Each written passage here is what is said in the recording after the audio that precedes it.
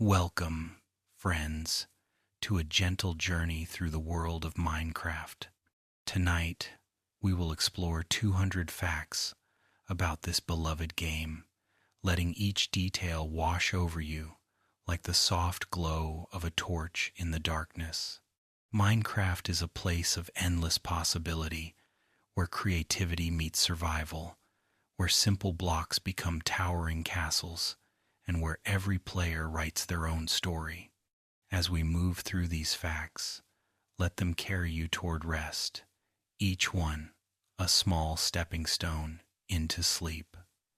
If you enjoy these peaceful explorations, please consider subscribing to help the channel grow.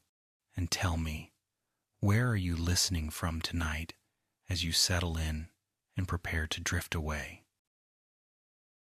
Minecraft was created by Marcus Persson, known online as Notch, who began developing the game in May of 2009. He was working alone at first, programming in Java and experimenting with procedural generation and simple block-based building. The game started as a small project, something Notch worked on in his spare time while employed elsewhere. He was inspired by games like Dwarf Fortress, Infiniminer, and Dungeon Keeper, wanting to create something that combined creative building with survival elements. The early versions were rough and limited, but they contained the seed of something special. Players could place and break blocks, and the world generated randomly each time, creating endless landscapes to explore. This core loop of breaking and placing blocks would become the foundation of everything Minecraft would grow into over the years. The very first version of Minecraft was called Cave Game during its earliest development stages. This prototype focused heavily on underground exploration, with players spawning in cave systems and mining through stone to find resources. The emphasis was on the feeling of being trapped beneath the earth, carving out spaces and discovering hidden caverns. Though the name Cave Game did not stick, the concept of mining and exploring caves remained central to the experience. Even today, much of Minecraft's appeal lies in descending into the depths, torches in hand, searching for diamonds and adventure in the darkness below. Minecraft was officially released to the public on May 17, 2009, in what was called the Classic version. This early build was extremely simple, featuring only a handful of block types and no survival mechanics. Players could fly freely, place blocks instantly, and build whatever they imagined without worrying about health, hunger, or hostile mobs. Classic Minecraft was purely creative, a digital sandbox where the only limit was imagination. Despite its simplicity, players were immediately drawn to it, creating elaborate structures and sharing their creations online. The game spread through word of mouth and forums, growing a small but passionate community that would only expand as development continued. The first hostile mob added to Minecraft was the zombie, introduced during the game's early survival test phases in 2009. Zombies were simple enemies that spawned in darkness and shambled toward players with outstretched arms. They dealt damage on contact and could only be killed by attacking them repeatedly. The addition of zombies transformed Minecraft from a peaceful building game into something more tense and challenging. Players now had to defend themselves, to build shelters, and light their surroundings to keep the monsters at bay.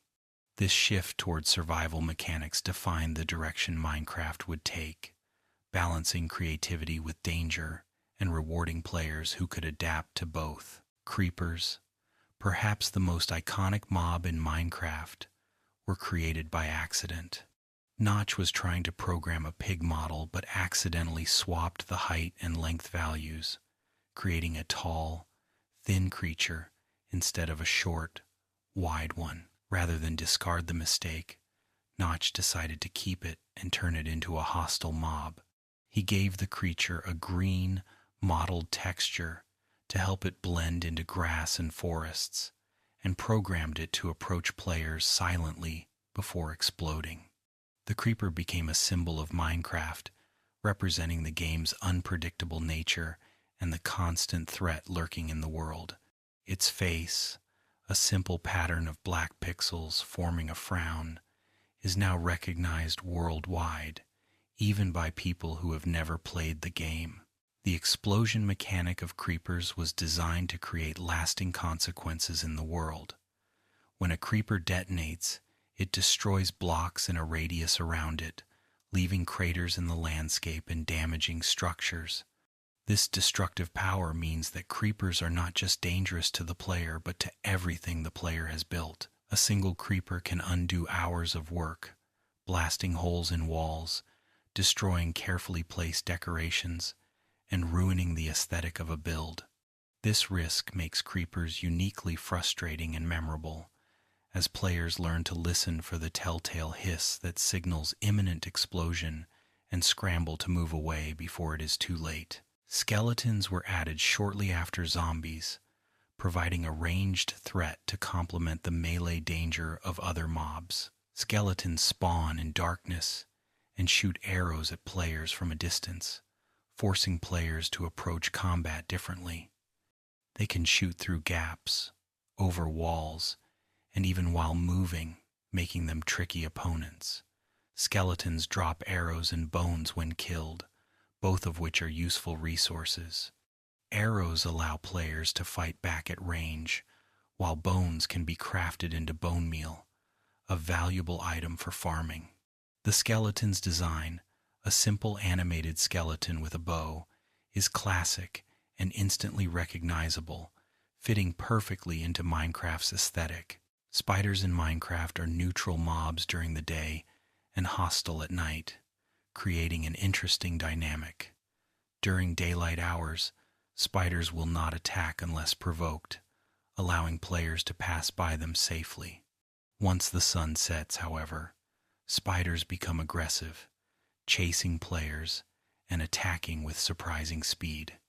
Spiders can climb walls, which makes them uniquely dangerous as they can scale defenses that stop other mobs. Their clicking sound is eerie and distinctive, alerting players to their presence even before they are seen. Spiders drop string, which is essential for crafting bows, fishing rods, and wool, making them a necessary enemy to hunt despite their danger. The Minecraft world generates procedurally, meaning that each new world is created using algorithms and seed values rather than being hand-designed. When a player creates a new world, the game generates terrain, biomes, caves, and structures based on a seed, which is a string of numbers. The same seed will always produce the same world, allowing players to share specific maps with others. This procedural generation creates a sense of endless exploration, as no two random worlds are exactly alike. Mountains rise in different places, oceans stretch to different horizons, and caves twist through the earth in unique patterns. The world feels infinite, though it technically has limits, and every new game offers a fresh landscape to discover and shape. Minecraft's world is not truly infinite, but it is vast enough that most players will never reach its edges. The playable area extends for millions of blocks in every direction from the spawn point, creating a space far larger than any player could reasonably explore. Beyond a certain distance, the game's terrain generation begins to break down, creating glitches and visual errors in what is known as the far lands. In modern versions, the world is capped with an invisible barrier rather than glitching, preventing players from venturing into broken terrain. Still, the world is so large that it feels infinite, a boundless frontier where players can always find new places to explore and settle. The day-night cycle in Minecraft lasts 20 minutes in real time, with 10 minutes of daylight and roughly 7 minutes of night, plus short periods of dawn and dusk. This cycle governs mob spawning, as most hostile creatures only appear in darkness. The transition from day to night is gradual, with the sky shifting through shades of orange and pink before deepening into starry black. Players quickly learn to respect the cycle, using daylight for exploration and building while preparing shelters before nightfall. The rhythm of the day-night cycle creates a natural structure for gameplay, encouraging players to plan their activities around the sun and to find safety when darkness comes. Beds were introduced in Minecraft Beta 1.3, released in February of 2011, and they changed survival gameplay significantly. Before beds, players had to endure the entire night, hiding in shelters or fighting mobs until dawn. Beds allow players to sleep through the night instantly, skipping to morning and resetting their spawn point to the bed's location. This mechanic made survival much more forgiving, reducing the tedium of waiting out the darkness. However, beds can only be used at night or during thunderstorms, and attempting to sleep in the nether or the end causes them to explode violently, a humorous and dangerous surprise for unprepared players. Crafting is the core mechanic that gives Minecraft its name. Players gather raw materials from the world and combine them in specific patterns to create tools, blocks, and items.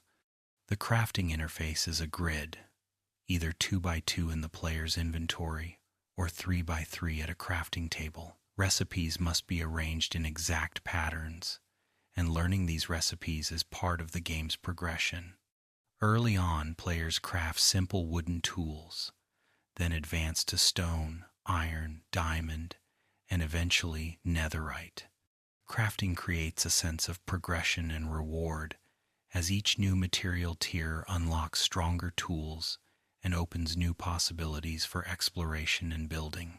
The crafting table is one of the first items every player creates, made from 4 wooden planks arranged in a square.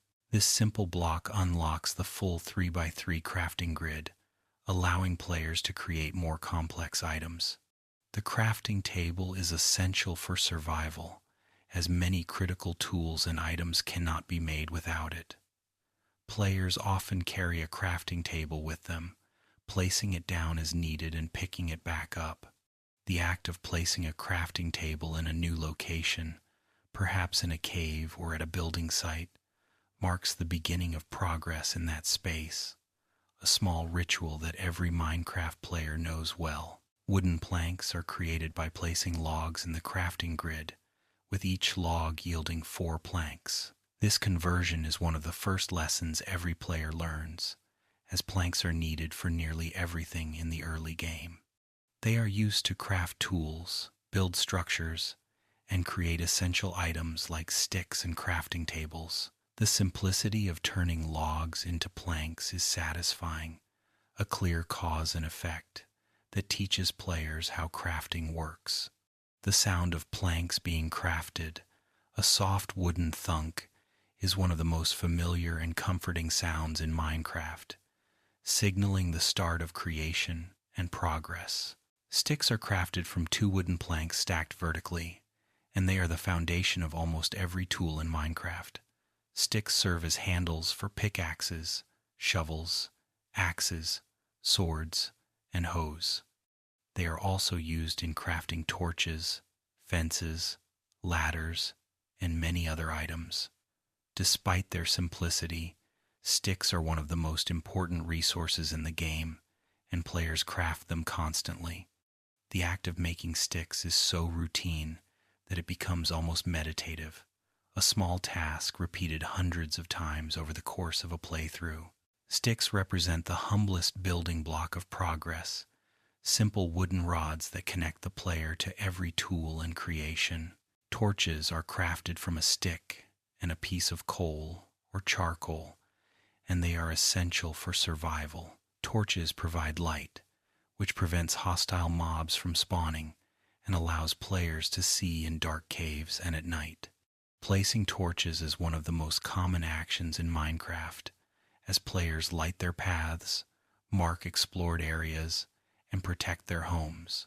The warm, flickering glow of torches creates a sense of safety and comfort, transforming dark, threatening spaces into illuminated havens. Running out of torches while deep in a cave is a moment of genuine tension as the darkness presses in and the risk of mob encounters increases. Torches are small, simple items, but they represent security and progress in the vast, shadowy world. Charcoal can be created by smelting logs in a furnace, providing an early source of fuel for torches before players find coal. This mechanic allows players to become self-sufficient even in areas where coal is scarce.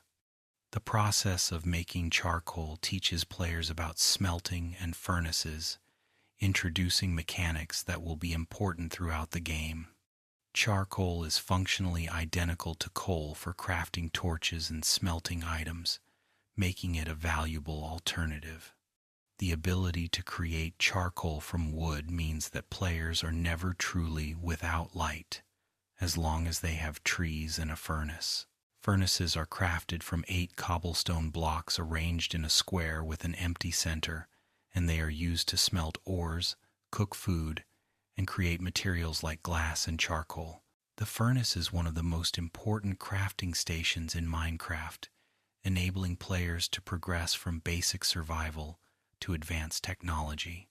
Furnaces require fuel, such as coal, wood, or lava buckets, and they smelt items slowly, one at a time. The warm glow of a furnace in operation, with flames dancing beneath it and items gradually transforming inside, is a comforting sight in any Minecraft home.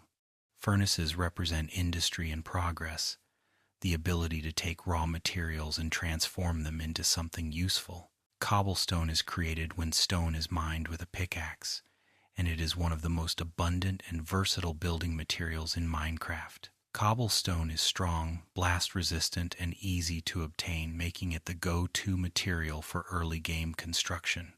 Players build entire bases from cobblestone, often creating simple, functional structures that prioritize safety over aesthetics. Cobblestone can be smelted into smooth stone, which has a cleaner appearance, but many players embrace the rough, practical look of cobblestone builds. The sound of mining stone and collecting cobblestone, a series of sharp cracks followed by the clatter of falling blocks, is one of the most iconic sounds in Minecraft, the rhythm of progress and construction. Pickaxes are the most important tool in Minecraft, as they are required to mine stone, ores, and many other blocks. Without a pickaxe, players cannot gather the resources needed to progress beyond wood tier tools. Pickaxes come in multiple tiers: wood, stone, iron, diamond, and netherite, with each tier mining faster and lasting longer than the last.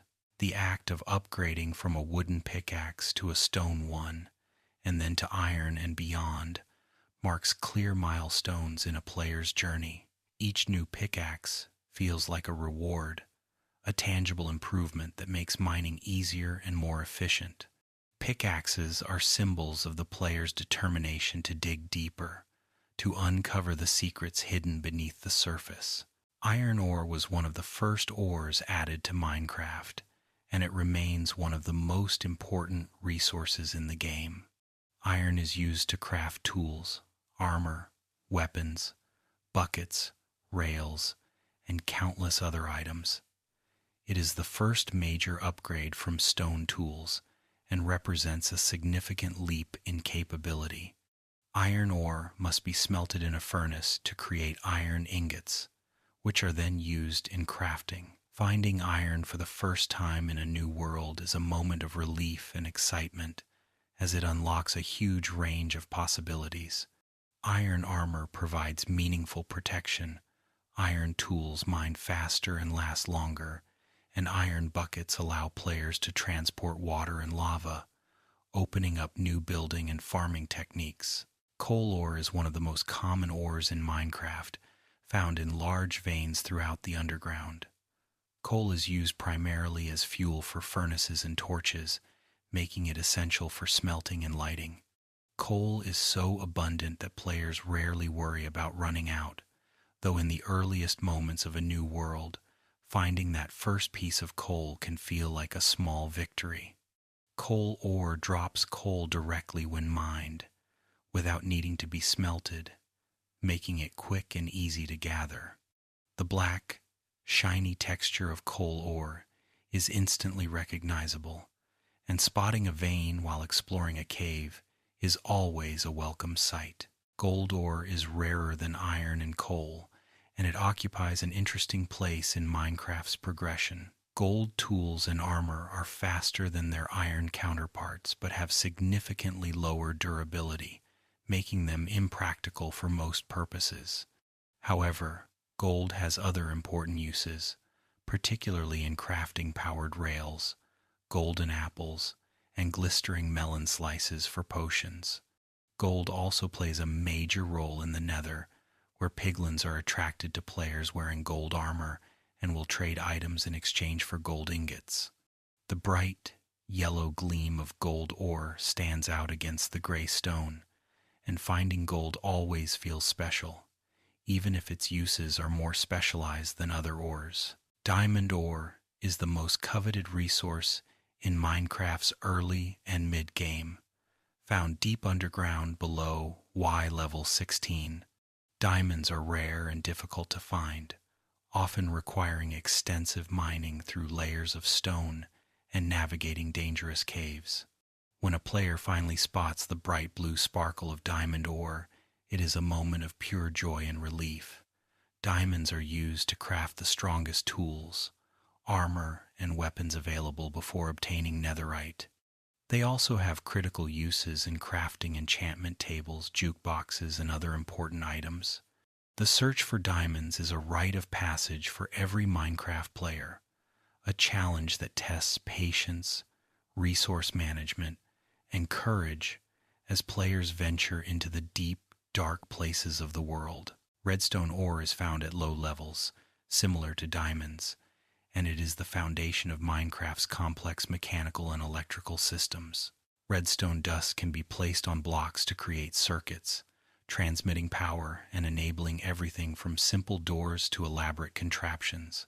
Redstone can power pistons, activate dispensers, control lighting, and even create functional computers within the game. The glowing red particles emitted by redstone ore and activated redstone dust give the material a magical quality, as though it carries energy within. Redstone mechanics are deep and intricate, offering a completely different type of gameplay for players interested in engineering and automation. The possibilities with redstone are nearly endless, limited only by creativity and understanding of the game's logic systems. Lapis lazuli ore generates in small veins deep underground, and it drops lapis lazuli dye when mined. Lapis has two primary uses: as a blue dye for coloring items and blocks, and as a requirement for enchanting items at an enchantment table. When enchanting, players must spend lapis lazuli along with experience levels to enchant their gear. The deep blue color of lapis is striking and beautiful, often used by builders to create vibrant accents and decorations. The ore itself has a rich, speckled appearance, and finding it feels rewarding even if it is not as immediately useful as iron or diamonds. Lapis lazuli connects the practical needs of enchanting with the creative possibilities of building and design. Emerald ore is the rarest naturally spawning ore in Minecraft, found only in mountain biomes and generating in single blocks rather than veins. Emeralds are used primarily for trading with villagers, serving as the currency for buying and selling items. Because emeralds are so rare, players often obtain them through villager trades rather than mining. The bright green sparkle of emerald ore is incredibly rare to see while mining, making it a special and memorable discovery. Emeralds represent commerce and interaction, connecting players to the game's villager economy and encouraging exploration of mountain biomes where they can be found. Copper ore was added in the Caves and Cliffs Update, Part 1, released in June of 2021. Copper is used to craft spyglasses, lightning rods, and various decorative copper blocks. One of copper's most unique features is that it oxidizes over time, changing from its original orange color to green as it ages.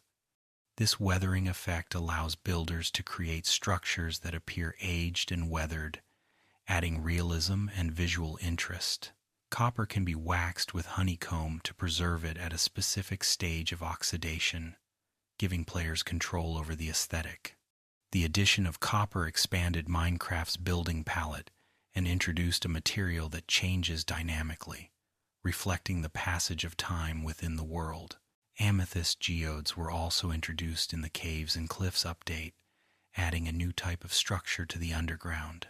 Geodes are hollow spheres of stone lined with amethyst blocks and clusters, generating naturally in the deep underground. Amethyst shards can be harvested from fully grown amethyst clusters using a pickaxe, and these shards are used to craft spyglasses and tinted glass. The crystals chime softly when walked on or mined, creating a peaceful musical sound. The interior of an amethyst geode glows faintly with purple light, creating a beautiful and serene space. Discovering a geode feels like finding a hidden treasure, a natural wonder tucked away in the stone, waiting to be uncovered. Obsidian is one of the hardest blocks in Minecraft, created when water flows over lava source blocks. Obsidian can only be mined with a diamond or netherite pickaxe, and it takes a significant amount of time to break, even with the best tools. Obsidian is used to construct nether portals, which allow players to travel to the nether dimension. It is also highly blast resistant, making it useful for building secure structures. The deep black color of obsidian is striking, and it has a glossy, almost glass-like appearance. Creating obsidian requires precise manipulation of water and lava, teaching players about fluid mechanics. The process of carefully placing water over lava to form obsidian is meditative, a slow and deliberate act that prepares players for the dangers that await in the nether. Nether portals are constructed from obsidian in a rectangular frame, minimum size of 4 blocks wide by 5 blocks tall, though larger portals are possible. Once the frame is complete, it must be ignited using flint and steel or fire to activate the portal. The portal fills with a swirling purple surface that shimmers and warps, emitting eerie sounds. Stepping through the portal transports the player to the nether, a hellish dimension filled with lava, dangerous mobs, and unique resources. The sound of the portal's ambient hum and the visual distortion of the purple surface create a sense of unease and anticipation. Portals represent a gateway to danger and reward, a threshold that players must cross to progress toward the game's ultimate challenges. The nether is a dimension of fire and death, a vast cavern filled with lava lakes, dangerous cliffs, and hostile mobs. The ceiling and floor of the nether are made of bedrock, creating a claustrophobic enclosed space. The primary block in the nether is netherrack, a red, crumbly stone that burns indefinitely when set on fire. The atmosphere is oppressive, with a red, hellish glow and the constant sound of lava bubbling and ghasts crying in the distance. The nether is essential for progression, as it contains resources like blaze rods and nether wart that are needed for potions and finding strongholds. Despite its dangers, the nether is a place of great opportunity, and mastering it is a key step in any Minecraft playthrough. Ghasts are large, floating mobs that spawn in the nether and attack players by shooting explosive fireballs. Their cries are haunting and pitiful, echoing through the caverns like the wails of lost souls. Ghasts are difficult to fight due to their flight and ranged attacks, but their fireballs can be deflected back at them, if the player times a melee strike correctly. Ghasts drop gas tears when killed, which are used to brew potions of regeneration. The sight of a ghast drifting through the nether's red haze, its tentacles dangling and its mournful face staring blankly, is both eerie and memorable. Ghasts are one of the nether's most iconic threats, embodying the dimension's hostility and strangeness. Zombie pigmen, now called zombified piglins after the nether update, are neutral mobs that spawn throughout the nether. They wield golden swords and will not attack unless provoked, but if one is attacked, all nearby zombified piglins become hostile and swarm the player. This mob behavior teaches players to be cautious and deliberate in their actions, as a single mistake can lead to being overwhelmed. Zombified piglins drop gold nuggets and occasionally golden swords, making them a renewable source of gold. Their grunting sounds and the glint of their golden weapons create an atmosphere of uneasy truce as players navigate the nether surrounded by potential enemies who remain passive unless disturbed. Blaze spawners are found in nether fortresses, structures made of dark red nether brick that generate in the nether.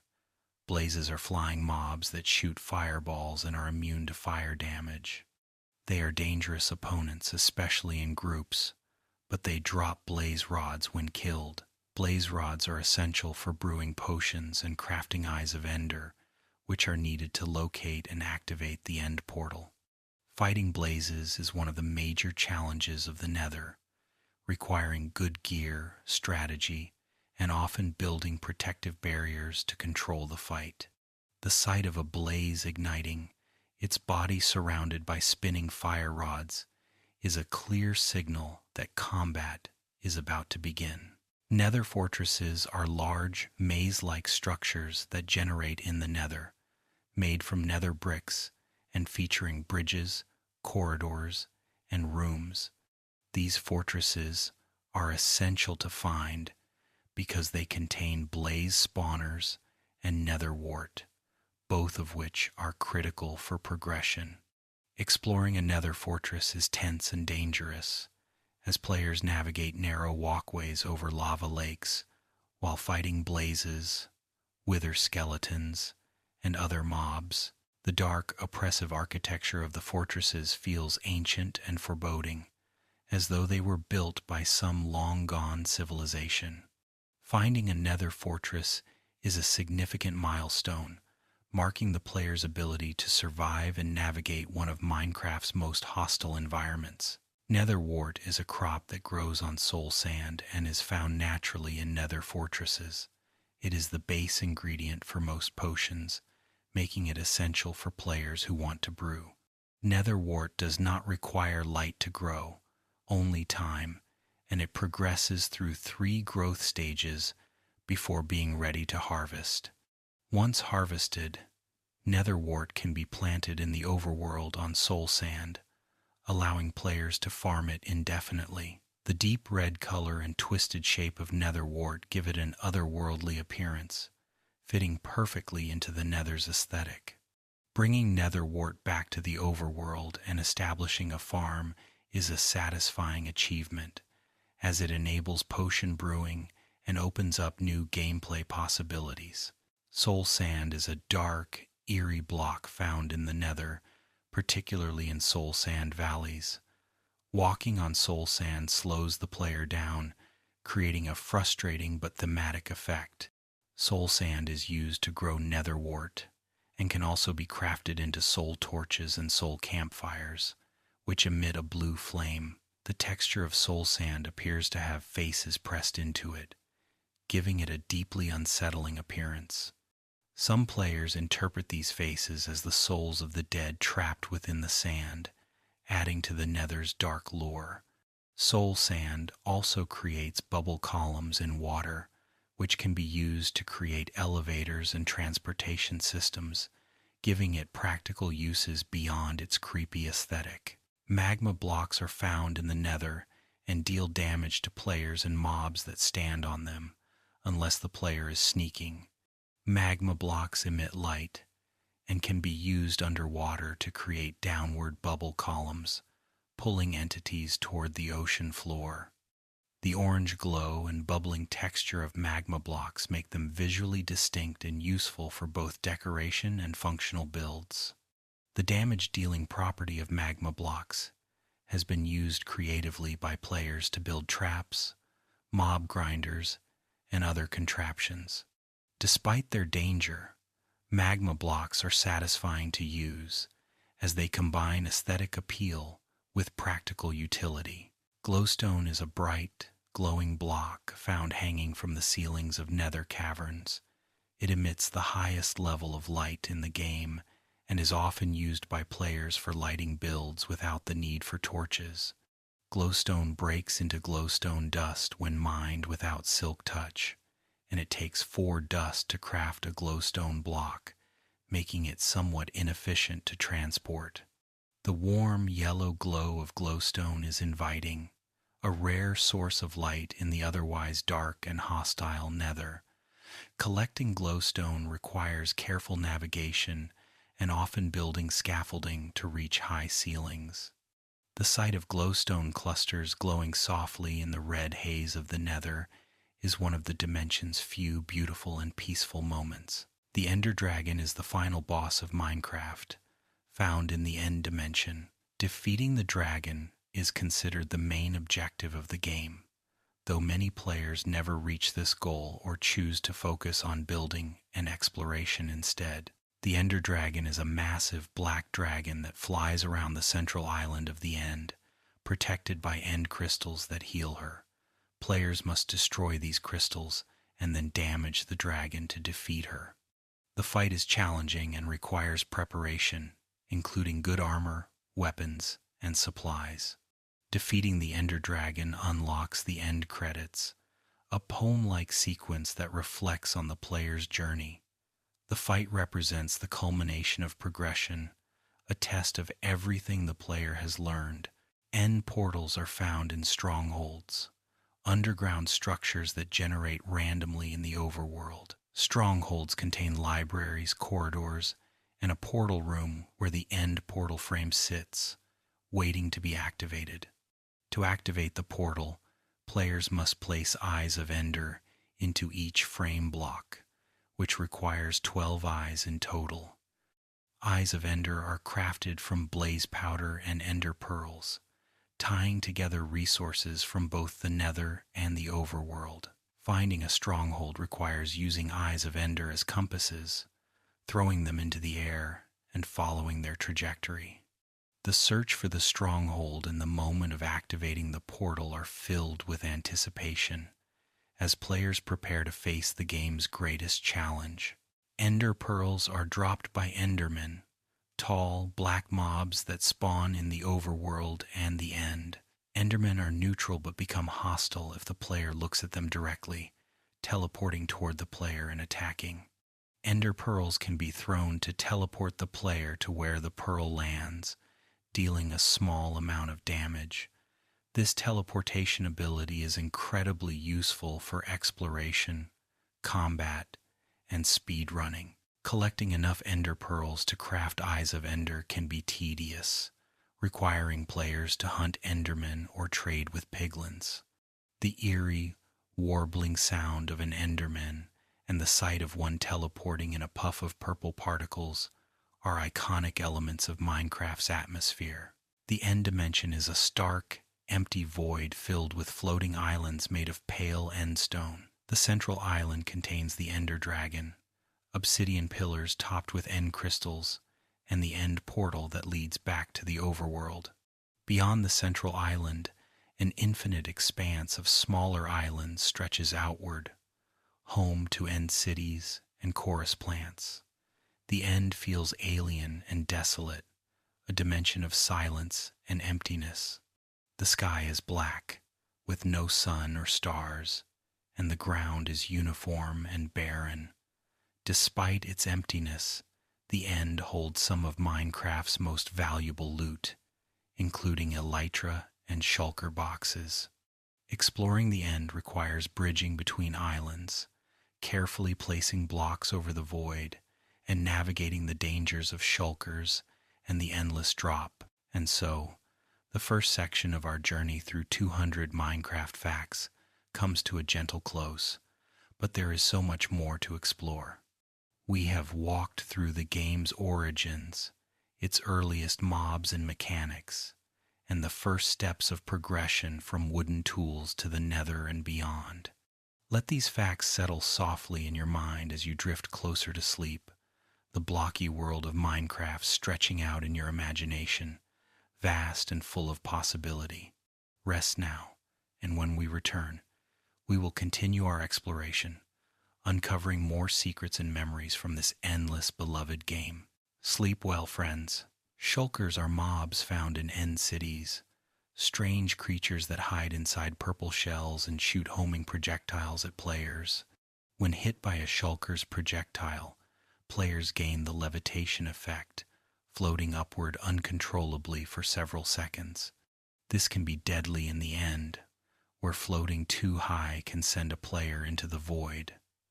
Shulkers drop shulker shells when killed, which are used to craft shulker boxes. These boxes are incredibly valuable because they retain their contents when broken, allowing players to transport large amounts of items efficiently. The sight of a shulker peeking out from its shell, its head tilting as it prepares to fire, is both cute and menacing. Shulkers represent one of the end's unique dangers, a creature perfectly adapted to the dimension's vertical, gravity-defying architecture. End cities are tall, tower-like structures made of purple blocks and end stone bricks, generating on the outer islands of the end. These cities contain valuable loot, including enchanted diamond gear, and some cities have end ships attached to them. End ships are flying vessels that contain item frames with elytra, the most sought-after treasure in the end. Exploring end cities requires careful navigation, as shulkers defend the structures, and the buildings are often precarious, with long drops and narrow bridges. The architecture of end cities is alien and geometric, with sharp angles and floating platforms that defy normal building logic.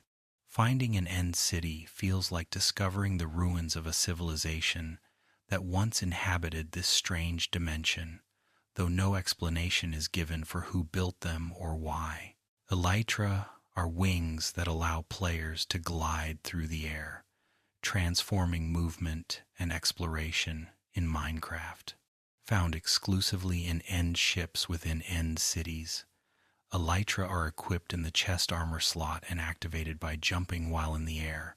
With elytra, players can glide across vast distances, dive and swoop through canyons, and even use firework rockets to boost themselves for sustained flight. The freedom of flight changes how players interact with the world, making travel faster and more dynamic. The sight of the end ship with its dragon head figurehead, the knowledge that elytra wait inside, creates a moment of pure excitement. Obtaining elytra is often the final major goal for players, the reward that opens up the entire world in new ways. Chorus fruit grows on chorus plants, tall branching structures found on the outer end islands. Chorus fruit can be eaten to restore hunger, and teleports the player to a random nearby location when consumed. This teleportation is unpredictable and can be dangerous, potentially placing the player in walls, over edges, or into lava. Chorus fruit can also be smelted into popped chorus fruit, which is used to craft purple blocks and end rods. The purple color and strange organic shape of chorus plants give them an alien appearance, fitting perfectly into the end's aesthetic. Harvesting chorus fruit involves breaking the bottom block of the plant, causing the entire structure to collapse and drop fruit. The sound of chorus fruit being eaten, a soft, chiming noise followed by the whoosh of teleportation, is distinctive and slightly unnerving. End rods are white, glowing blocks crafted from blaze rods and popped chorus fruit. They emit light and can be placed in any direction, making them versatile for both lighting and decoration. End rods have a sleek, modern appearance that contrasts with the rougher textures of most Minecraft blocks. Many builders use end rods to create futuristic or magical designs, as the rods seem to glow with an inner light. The crafting recipe ties together resources from both the nether and the end, representing the player's mastery of both dimensions. End rods are often used in elaborate builds, standing as beacons or accents that draw the eye and add visual interest. Purpur blocks are crafted from popped chorus fruit and are the primary building material of end cities. Purpur has a smooth purple texture with subtle variations, giving it an elegant appearance. Purpur can be crafted into slabs, stairs, and pillars, allowing for detailed architectural work. The color purple is rare in Minecraft's natural palette, making purpur blocks stand out and feel exotic. Builders who want to incorporate end-themed designs or simply enjoy the color purple often travel to the end specifically to harvest chorus plants and craft large quantities of purpur. The word purpur itself is derived from Latin, meaning purple, a fitting name for these blocks that define the aesthetic of the end dimension. Beacons are powerful blocks crafted from glass, obsidian, and a nether star. When placed on top of a pyramid made of iron, gold, diamond, emerald, or netherite blocks, beacons emit a beam of light into the sky and provide status effects to nearby players. These effects include speed, haste, resistance, jump boost, strength, and regeneration. Beacons represent a massive investment of resources, as building the pyramid requires dozens or even hundreds of mineral blocks. The beam of light from an active beacon is visible from a great distance, serving as a landmark and a symbol of accomplishment. Beacons are often the centerpiece of large bases, glowing towers that announce the player's wealth and progress. The hum of an active beacon and the shimmer of its status effects create an atmosphere of power and safety. Nether stars are dropped by the Wither, a boss mob that players must summon intentionally. The Wither is created by placing soul sand or soul soil in a T-shape and placing 3 Wither skeleton skulls on top. Once summoned, the Wither is one of the most dangerous mobs in the game, attacking everything in sight with explosive projectiles and inflicting the Wither effect, which drains health over time. Defeating the Wither requires strong gear, preparation, and often building a containment area to limit its destruction. The Wither drops a single nether star when killed, which is used solely to craft a beacon.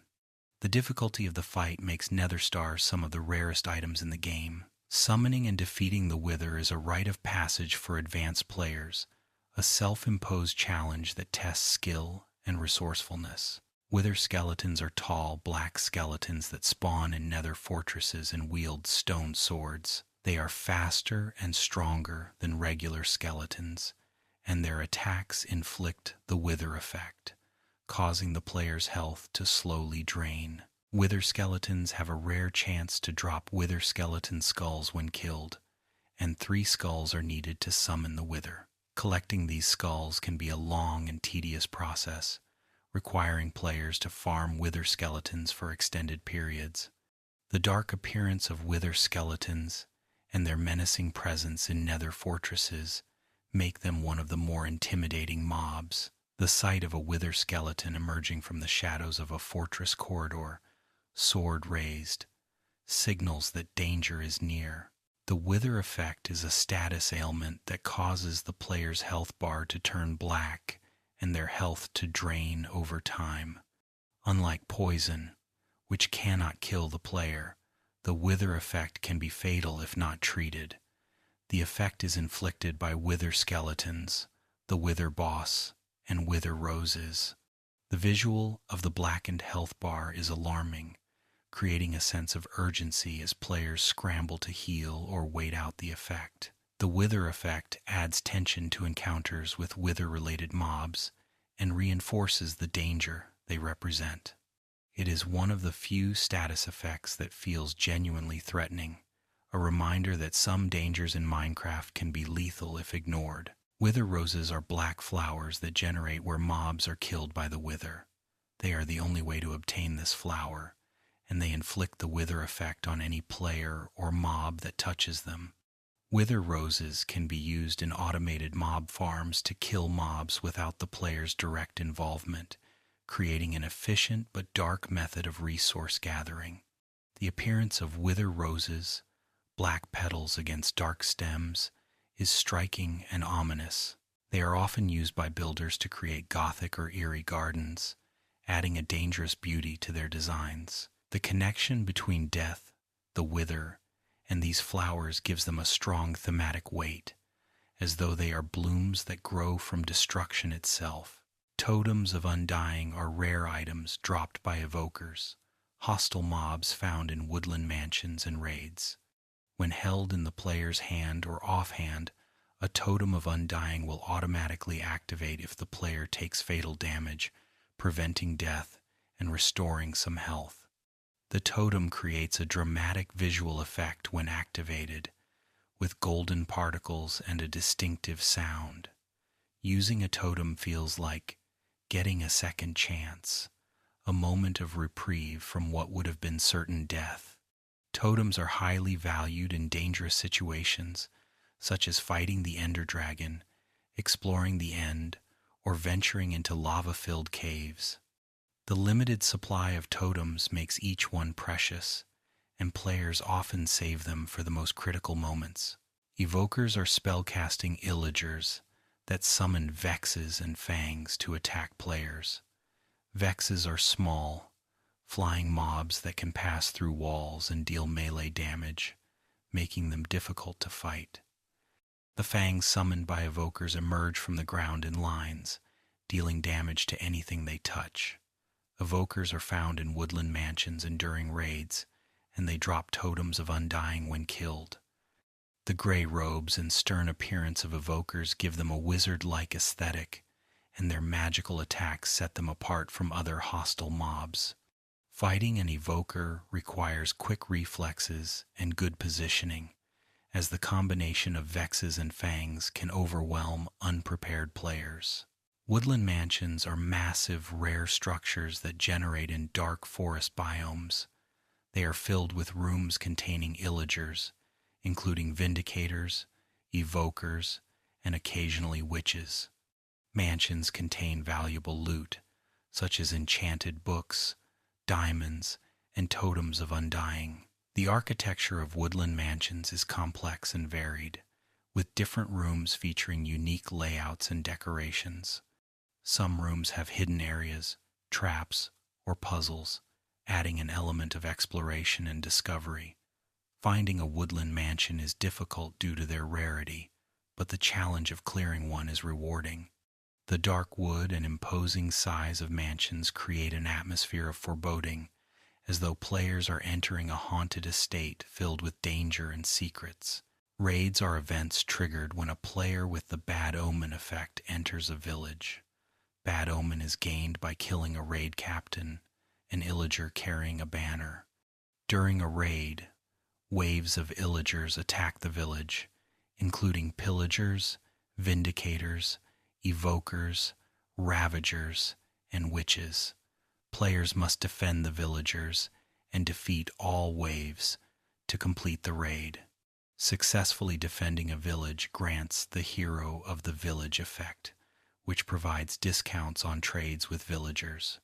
Raids are chaotic and challenging, testing the player's combat skills and preparation.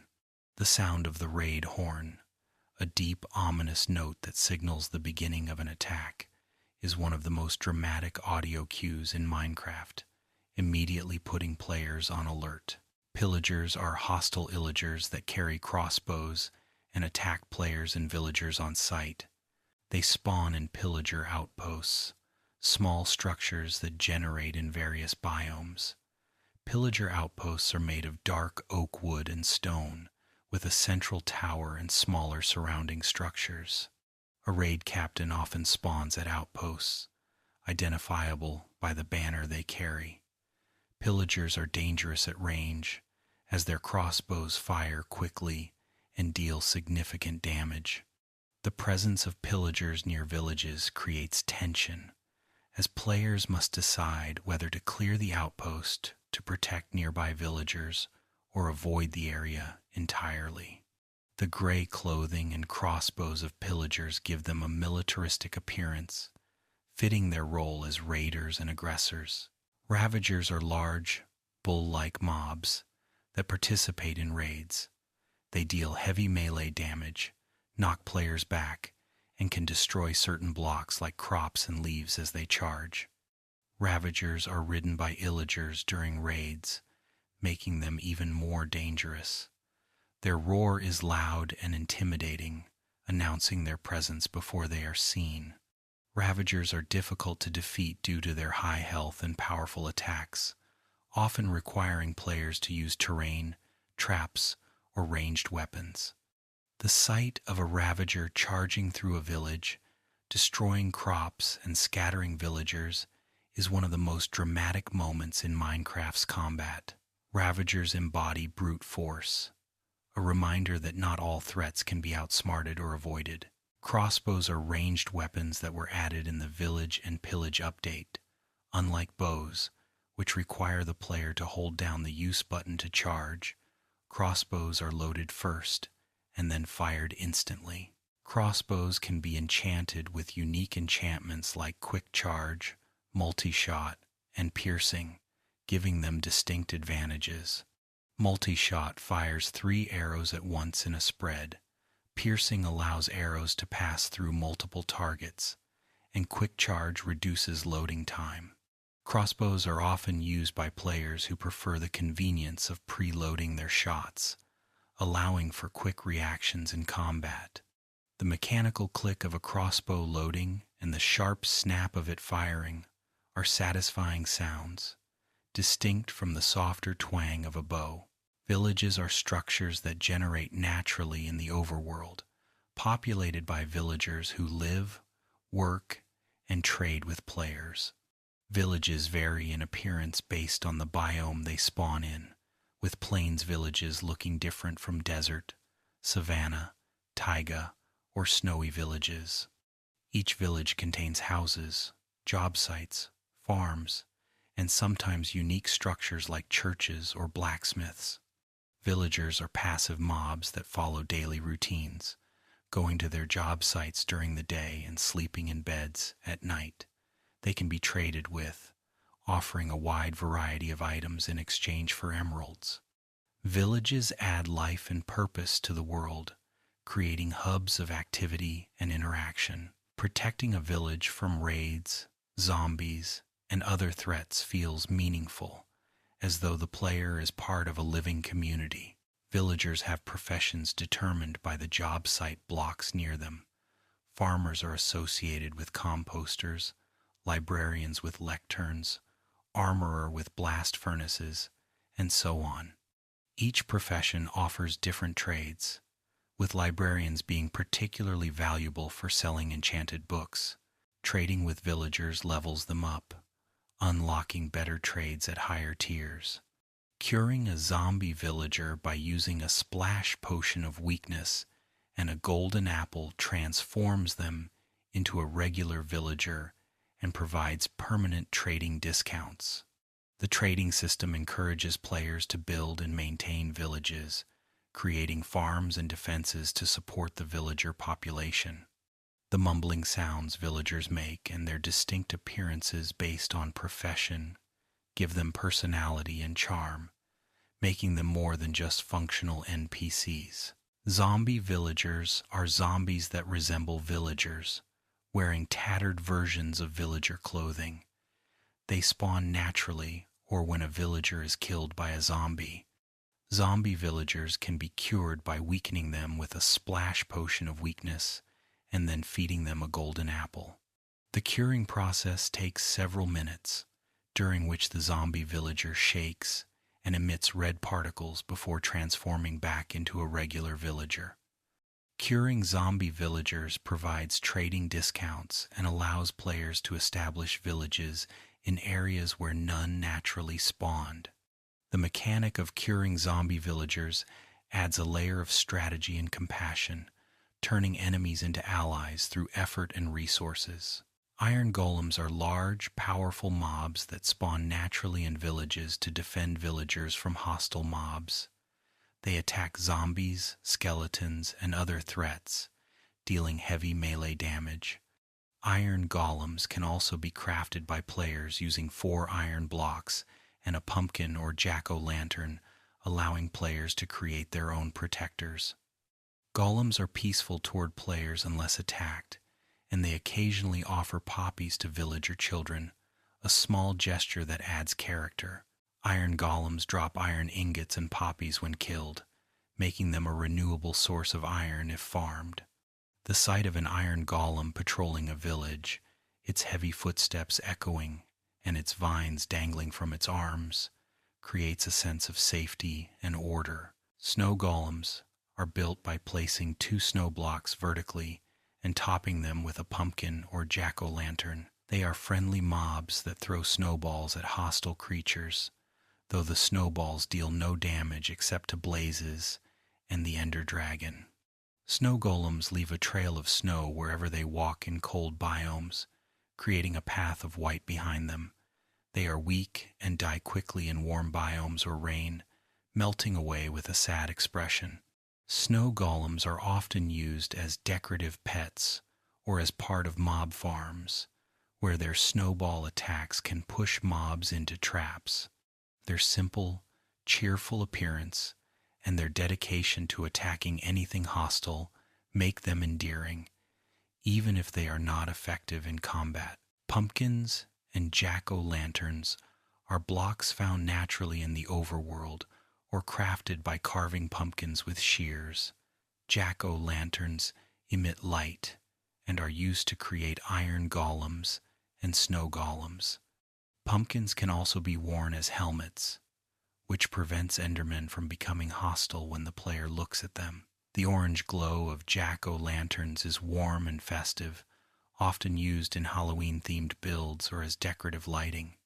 Pumpkins grow on farmland from pumpkin seeds, creating sprawling vines that produce pumpkins over time. The sight of a pumpkin patch, with its green stems and scattered orange fruits, adds color and life to the landscape. Melons are another crop that grows from seeds, producing green blocks that can be broken into melon slices. Melon slices restore hunger and can be crafted into glistering melon slices for brewing potions of healing. Melons grow similarly to pumpkins, with vines spreading across farmland and producing fruit adjacent to the stem. The bright green of melons contrasts nicely with the orange of pumpkins, and many players grow both side by side in their farms. The sound of a melon breaking, a soft, wet crunch, is satisfying and distinct. Melons are often underestimated as a food source, but they are easy to farm in large quantities and provide reliable hunger restoration. Carrots and potatoes are crops that were added in the Pretty Scary Update, version 1.4.2, released in October of 2012.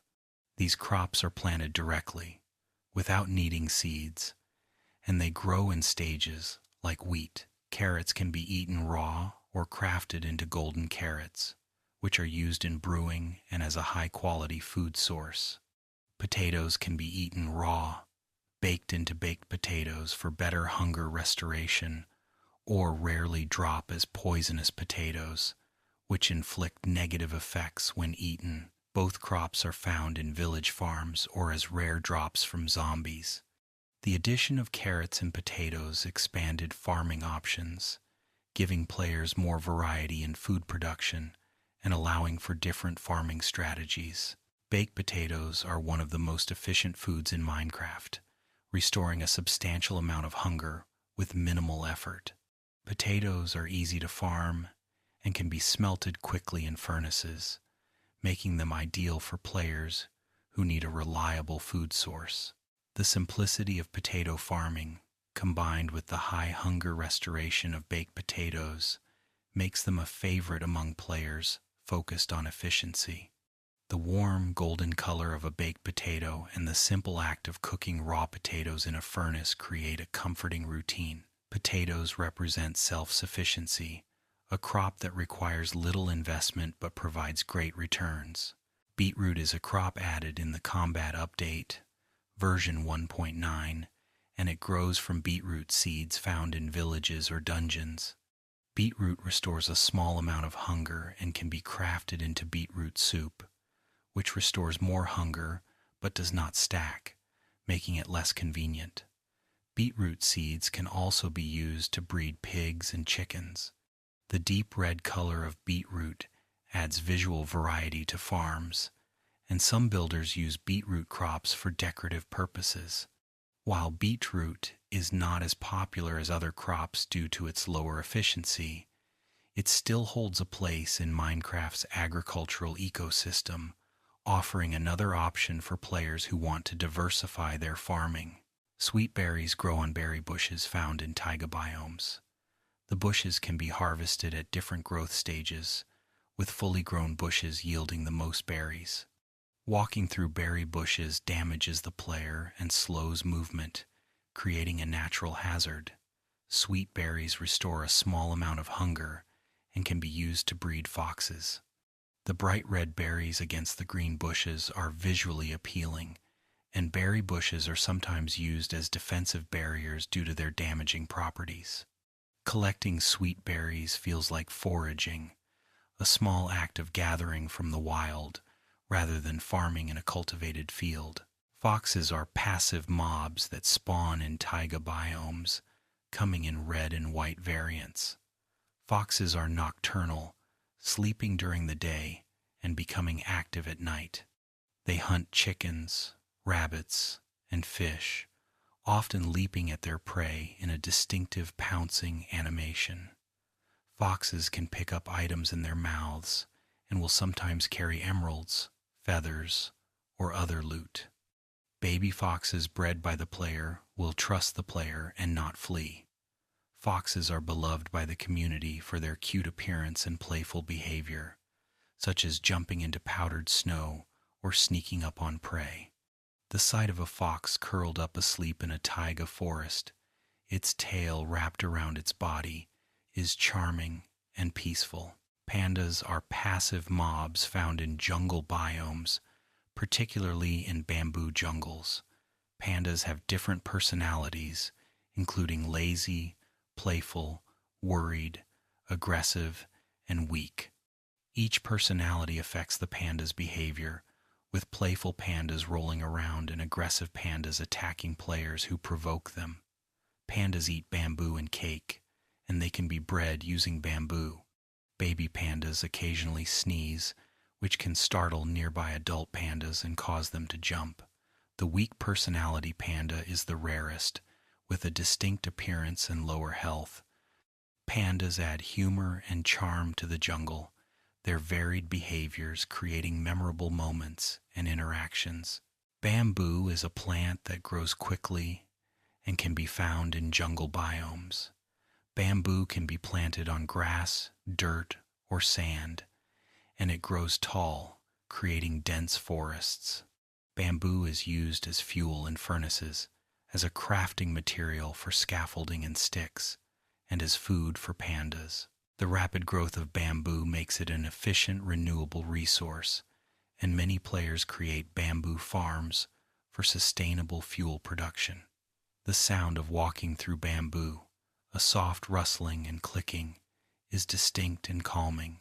Bamboo's versatility and fast growth rate make it a valuable resource, and its aesthetic appeal makes it popular in Asian-inspired builds.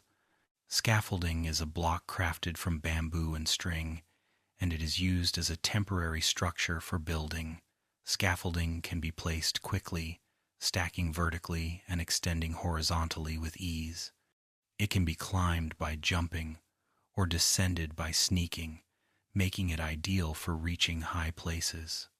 Scaffolding breaks quickly when the bottom block is destroyed, causing the entire structure to collapse. This makes it easy to remove after use, leaving no trace. The addition of scaffolding revolutionized building in Minecraft, as players no longer needed to construct and demolish complex pillar systems. The light, airy appearance of scaffolding and the satisfying sound of placing multiple blocks rapidly make it a joy to use. Honey blocks were added in the Buzzy Bees update, version 1.15, released in December of 2019. Honey blocks are crafted from 4 honey bottles and have unique properties. Entities that touch honey blocks move slowly, as though stuck, and their fall damage is reduced. Honey blocks also stick to other blocks when moved by pistons, but they do not stick to slime blocks, allowing for complex redstone contraptions. The golden, translucent appearance of honey blocks makes them visually distinct, and they are often used in decorative builds. Honey blocks represent the sweetness and utility of bees, connecting the player to Minecraft's pollination and farming systems. Bees are neutral mobs that spawn in nests found in plains, sunflower plains, and flower forest biomes. Bees pollinate flowers and return to their nests to produce honey.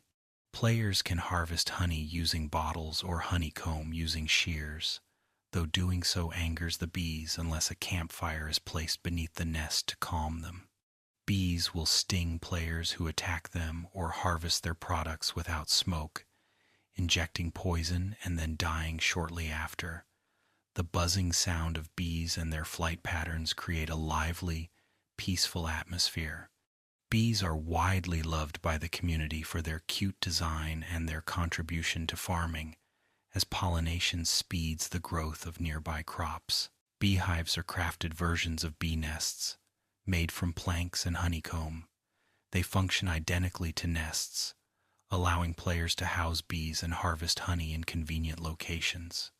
Beehives are often placed near farms to encourage pollination and near bases for easy honey collection. The ability to craft and relocate beehives gives players control over bee populations, allowing for efficient honey farms. The warm, wooden appearance of beehives and the gentle activity of bees flying in and out create a pastoral, farm-like feeling. Bees and their hives represent harmony between the player and nature, a system where both benefit from cooperation. Honey bottles restore hunger and cure poison when consumed, making them useful survival items. Honey can also be crafted into honey blocks or sugar. The process of harvesting honey feels rewarding as players see the bees' work transformed into a tangible resource. The golden color and sticky texture of honey give it a distinct identity, separate from other food items. Drinking a honey bottle produces a satisfying gulping sound, and the slow, viscous appearance of honey dripping from a bottle reinforces its thick, sweet nature. Honey represents patience and reward, the product of waiting for bees to complete their cycles. Campfires were added in the Village and Pillage update and are crafted from sticks, coal or charcoal, and logs. Campfires emit light, deal damage to entities that walk on them, and can cook food placed on them. Up to 4 food items can be cooked simultaneously on a campfire, making it a convenient alternative to furnaces. Campfires also produce smoke particles that rise high into the air, which can be used as a visual marker or signal. Soul campfires, crafted with soul sand or soul soil, emit blue flames and deal more damage. The crackling sound of a campfire and the warm glow of its flames create a cozy, inviting atmosphere. Campfires are often used in builds to add ambiance, placed in fireplaces, campsites, or communal gathering areas. Lanterns are light sources crafted from iron nuggets and torches, and they emit a brighter light than torches. Lanterns can be placed on the ground or hung from ceilings, making them versatile for lighting builds. Soul lanterns, crafted with soul torches, emit a blue light and have a slightly lower light level. The design of lanterns, with their metal frames and glowing interiors, gives them a rustic, old-fashioned appearance. Lanterns are popular in medieval, fantasy, and village-themed builds, adding character and warmth. The soft glow of lanterns and the ability to hang them creates lighting options that feel more intentional and decorative than simple torches. Sea lanterns are blocks that generate naturally in ocean monuments and emit a bright aqua light. They are crafted from prismarine shards and prismarine crystals, though collecting these materials requires exploring ocean monuments and fighting guardians. Sea lanterns have a unique, crystalline texture that glows from within, making them visually striking. They are often used in underwater builds or in structures where a bright, colorful light is desired. The connection between sea lanterns and ocean monuments ties them to exploration and conquest, as players must brave dangerous underwater temples to obtain the materials. The glow of sea lanterns underwater is magical, illuminating the depths with a soft, ethereal light. Prismarine is a set of blocks found in ocean monuments, including prismarine, prismarine bricks, and dark prismarine. These blocks have animated textures that shimmer and shift, creating a hypnotic, underwater aesthetic. Prismarine blocks are popular in builds that aim for a futuristic or aquatic theme, as their movement and color set them apart from static blocks. The materials required to craft prismarine, such as prismarine shards and ink sacs, reinforce the connection to ocean exploration. The visual movement of prismarine gives it a living quality, as though the blocks themselves are part of the ocean's rhythm and flow. Guardians are hostile fish-like mobs that spawn in and around ocean monuments. They attack players with a laser beam that charges before firing, dealing significant damage. Guardians are covered in spikes that deal damage to players who attack them in melee, encouraging ranged combat. Elder Guardians are larger, stronger variants that inflict mining fatigue on players, slowing block-breaking speed dramatically. Only 3 Elder Guardians spawn per ocean monument, making them mini-bosses of sorts. Defeating Elder Guardians removes the mining fatigue effect and allows players to loot the monument. The laser attack of Guardians, with its charging sound and visual beam, is one of the most distinctive attacks in Minecraft, creating a futuristic, threatening atmosphere. Ocean monuments are large underwater structures made of prismarine blocks, filled with guardians and elder guardians. The interior of an ocean monument is maze-like, with many rooms and corridors.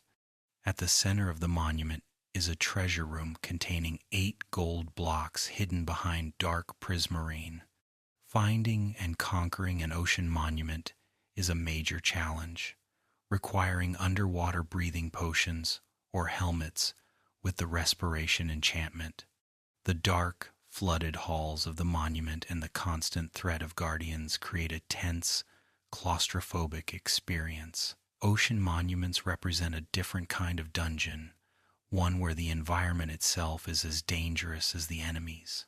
Conduits are blocks crafted from nautilus shells and a heart of the sea, and they provide powerful underwater buffs. When activated by placing prismarine blocks around them in a specific pattern, conduits grant the conduit power effect to nearby players, which includes underwater breathing, night vision, and haste.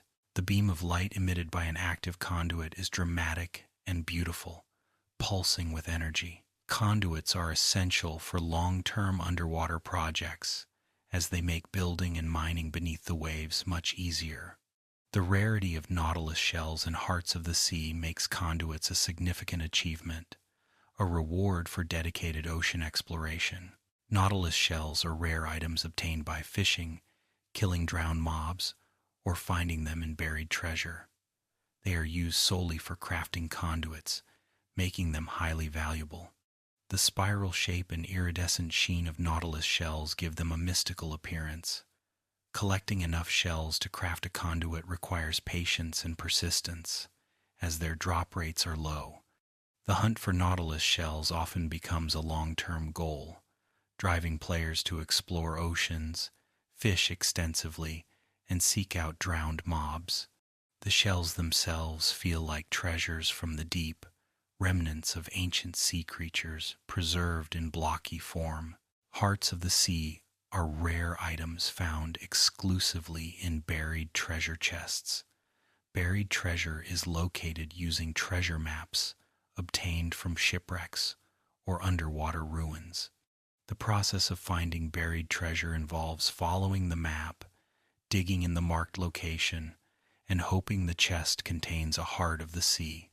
The item itself is a glowing blue crystal that resembles a stylized heart.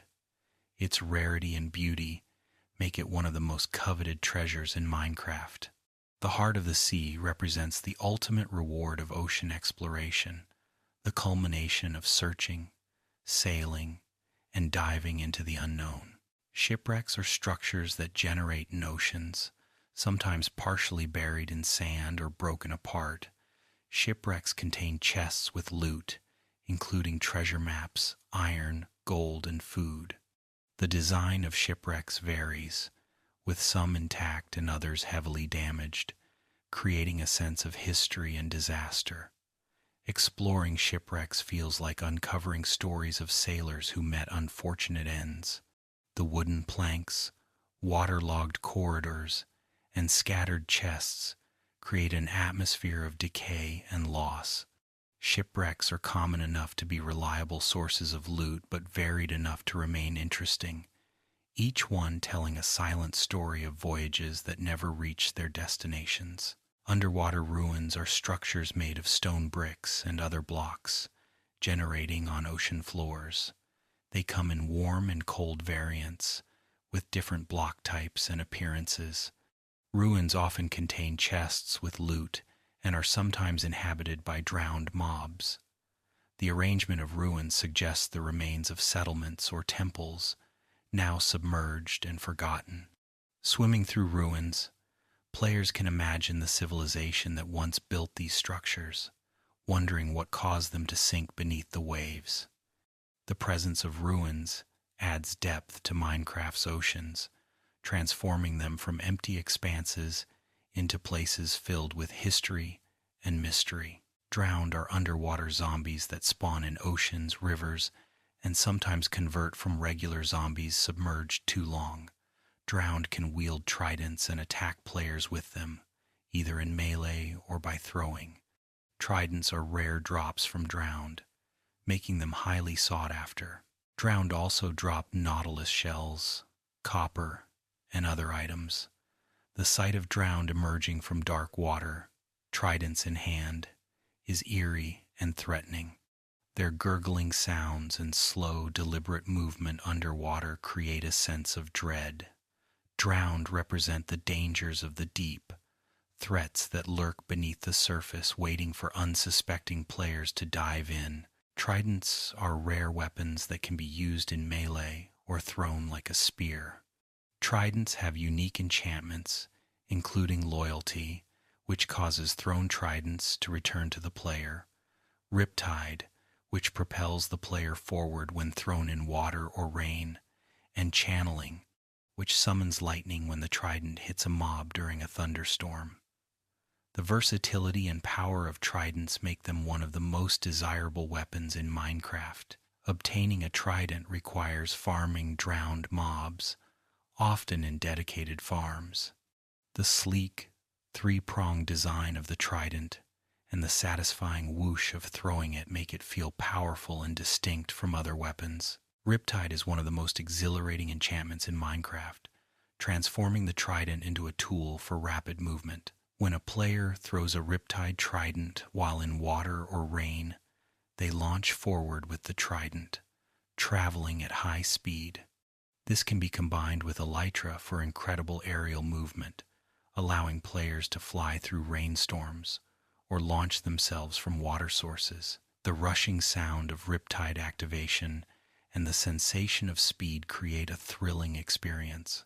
Riptide tridents have changed how players navigate their worlds, turning rain from an annoyance into an opportunity and making water traversal exciting rather than slow. Channeling allows tridents to summon lightning when thrown at a mob during a thunderstorm. The lightning strikes the targeted mob, dealing massive damage and setting nearby blocks on fire. Channeling can transform certain mobs, such as turning villagers into witches, pigs into zombie pigmen, or creepers into charged creepers. The dramatic flash and crack of lightning summoned by the player feels powerful, almost godlike. Using channeling requires patience, as players must wait for thunderstorms, but the spectacle of calling down lightning makes it worthwhile. The enchantment ties the player to the weather, making storms moments of opportunity rather than mere ambiance. Charged creepers are created when lightning strikes near a normal creeper. They have a blue aura and explode with much greater power than regular creepers. Charged creepers are also the only way to obtain mob heads, as they drop the head of any mob killed by their explosion.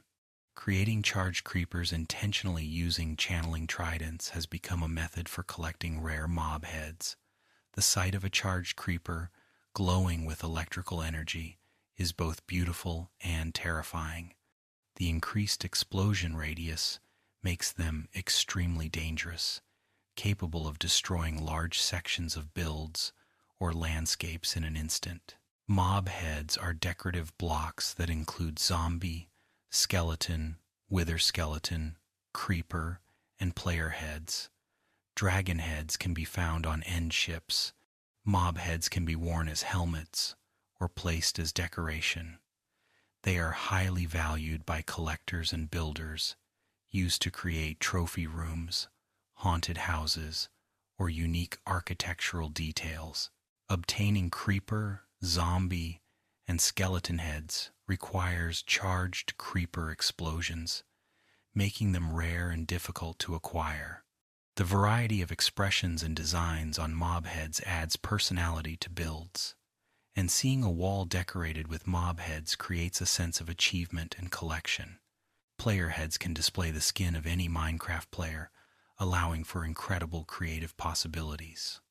Using commands or certain game mechanics, players can obtain heads displaying specific player skins, which can be used to create statues, memorials, or decorative elements.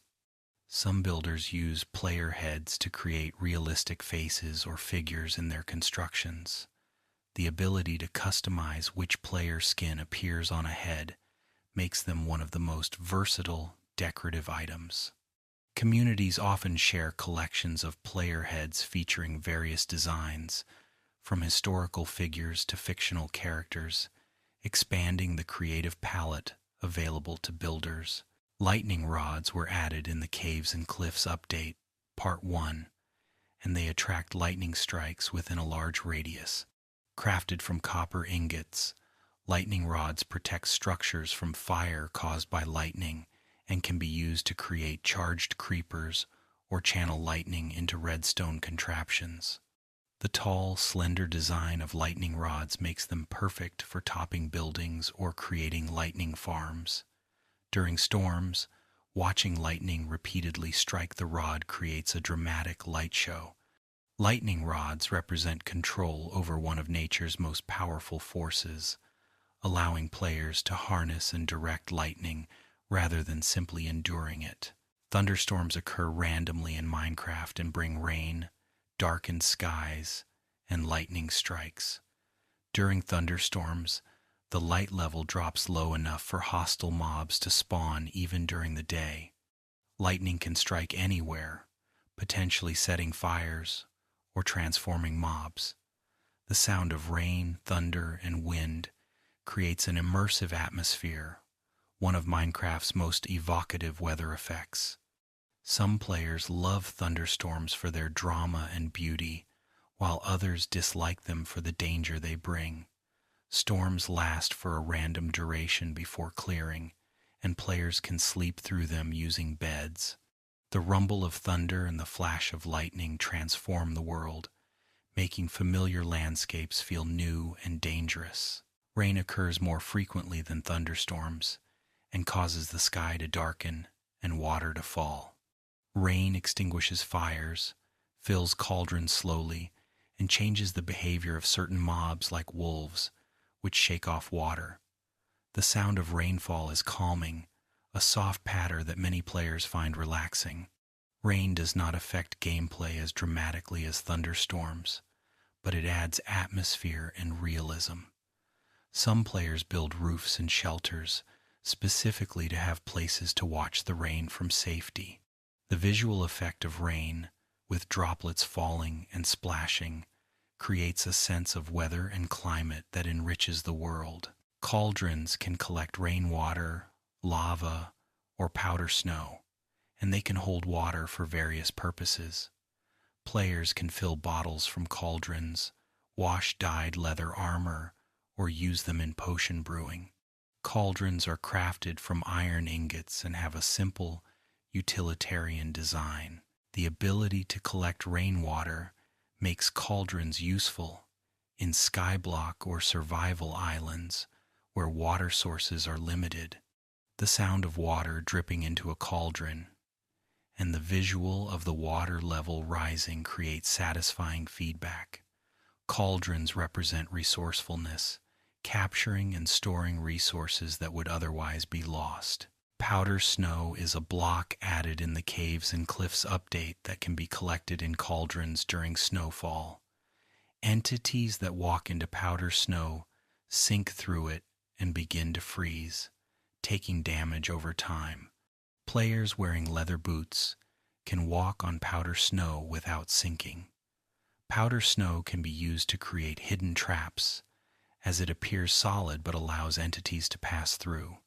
The freezing effect caused by powder snow is unique, creating a survival challenge in snowy biomes. The soft white appearance of powder snow and its distinctive properties make it a versatile tool for both survival and creative building. Leather armor is the weakest armor in Minecraft but has unique properties. It can be dyed any color, allowing for customization and aesthetic variety. Leather armor also prevents freezing damage when worn in powder snow. The ability to dye leather armor makes it popular for role-playing, team identification, or simply creating colorful outfits. Leather is obtained from cows, horses, and other animals, making it renewable and accessible. The flexibility and customization of leather armor give it a place in Minecraft despite its low protection values, valued for style over strength. Horses are tameable mobs found in plains and savanna biomes. Horses can be ridden after being tamed by repeatedly mounting them until hearts appear. Horses vary in speed, jump height, and health, with each individual horse having different stats. Players can equip horses with saddles to control them and horse armor to protect them. The addition of horses transformed overworld travel, making long-distance journeys faster and more enjoyable. The sound of hoofbeats and the animation of riding across plains create a sense of adventure and freedom. Horses are often beloved by players, named and cared for as companions on their journeys. Donkeys and mules are similar to horses but have different abilities. Donkeys and mules can be equipped with chests, allowing them to carry items.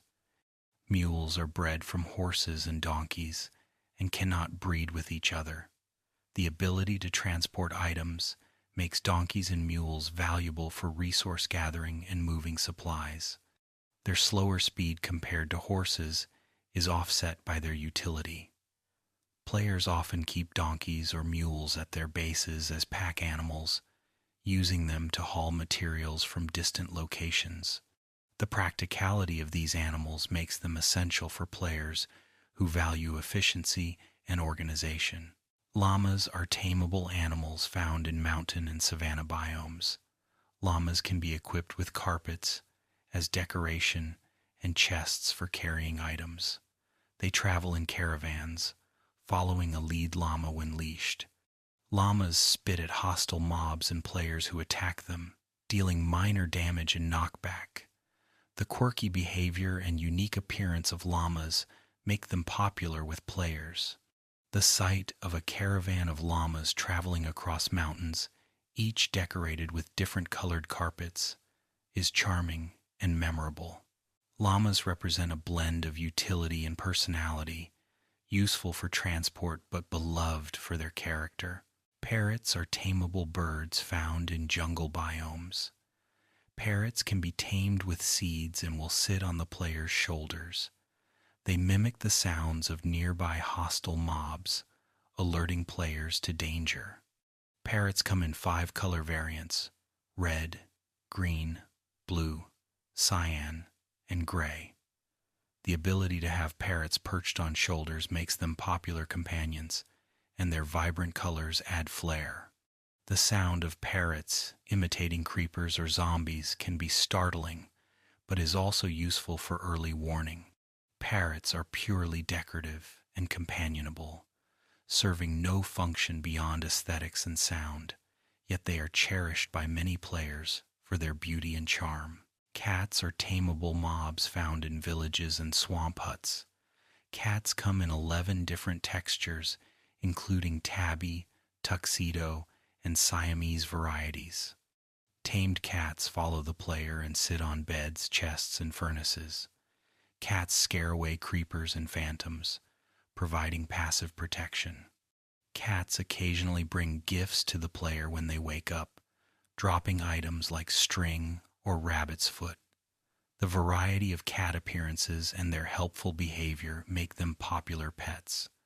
The purring sound of a cat and the sight of one curled up on a bed create a sense of home and comfort. Cats add warmth to bases, making them feel lived in and cozy. Phantoms are hostile flying mobs that spawn when a player has not slept for 3 in-game days. Phantoms dive bomb players, dealing damage and retreating to the sky. They burn in daylight and drop phantom membranes, which are used to repair elytra and brew potions of slow falling.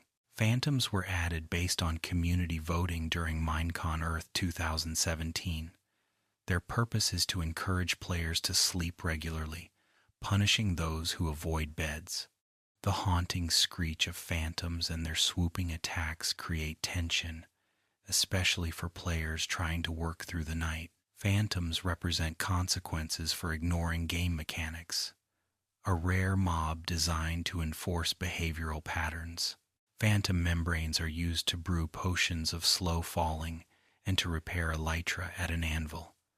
Potions of slow falling cause the player to descend slowly, negating fall damage and allowing for gentle landings. This effect is useful for safely descending from great heights or exploring vertical terrain. The membrane itself is a thin, translucent item resembling the wings of the phantom. The connection between phantoms and elytra repair is thematic, as both involve flight and the sky. Collecting phantom membranes requires either fighting phantoms or setting up farms, making them a resource tied to nocturnal activity. Anvils are blocks crafted from iron blocks and iron ingots, used to repair items, combine enchantments, and rename items. Anvils have durability and become damaged with use, progressing through chipped and damaged states before breaking. Repairing items at an anvil costs experience levels, and the cost increases with each repair. Anvils are essential for maintaining powerful gear, especially items with multiple enchantments. The heavy metallic sound of an anvil being placed or used reinforces its weight and importance. Anvils can also fall and deal damage based on distance, making them dangerous if placed carelessly. The utility and versatility of anvils make them indispensable in advanced gameplay. Enchanting is a system that allows players to enhance tools, armor, and weapons with magical properties. Enchanting is performed at an enchantment table, which requires bookshelves nearby to unlock higher-level enchantments. Players spend experience levels and lapis lazuli to enchant items, with results partially randomized. Enchantments include fortune for increased ore drops, efficiency for faster mining, protection for damage reduction, and sharpness for increased attack damage. The enchanting interface displays cryptic symbols in the standard galactic alphabet, adding mystery. The glow and shimmer of enchanted items visually signify their enhanced power.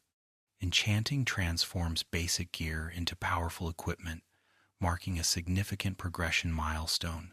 Bookshelves are required to power enchantment tables, with up to 15 bookshelves providing maximum enchanting levels. Bookshelves are crafted from books and planks, and they must be placed one block away from the enchantment table to count.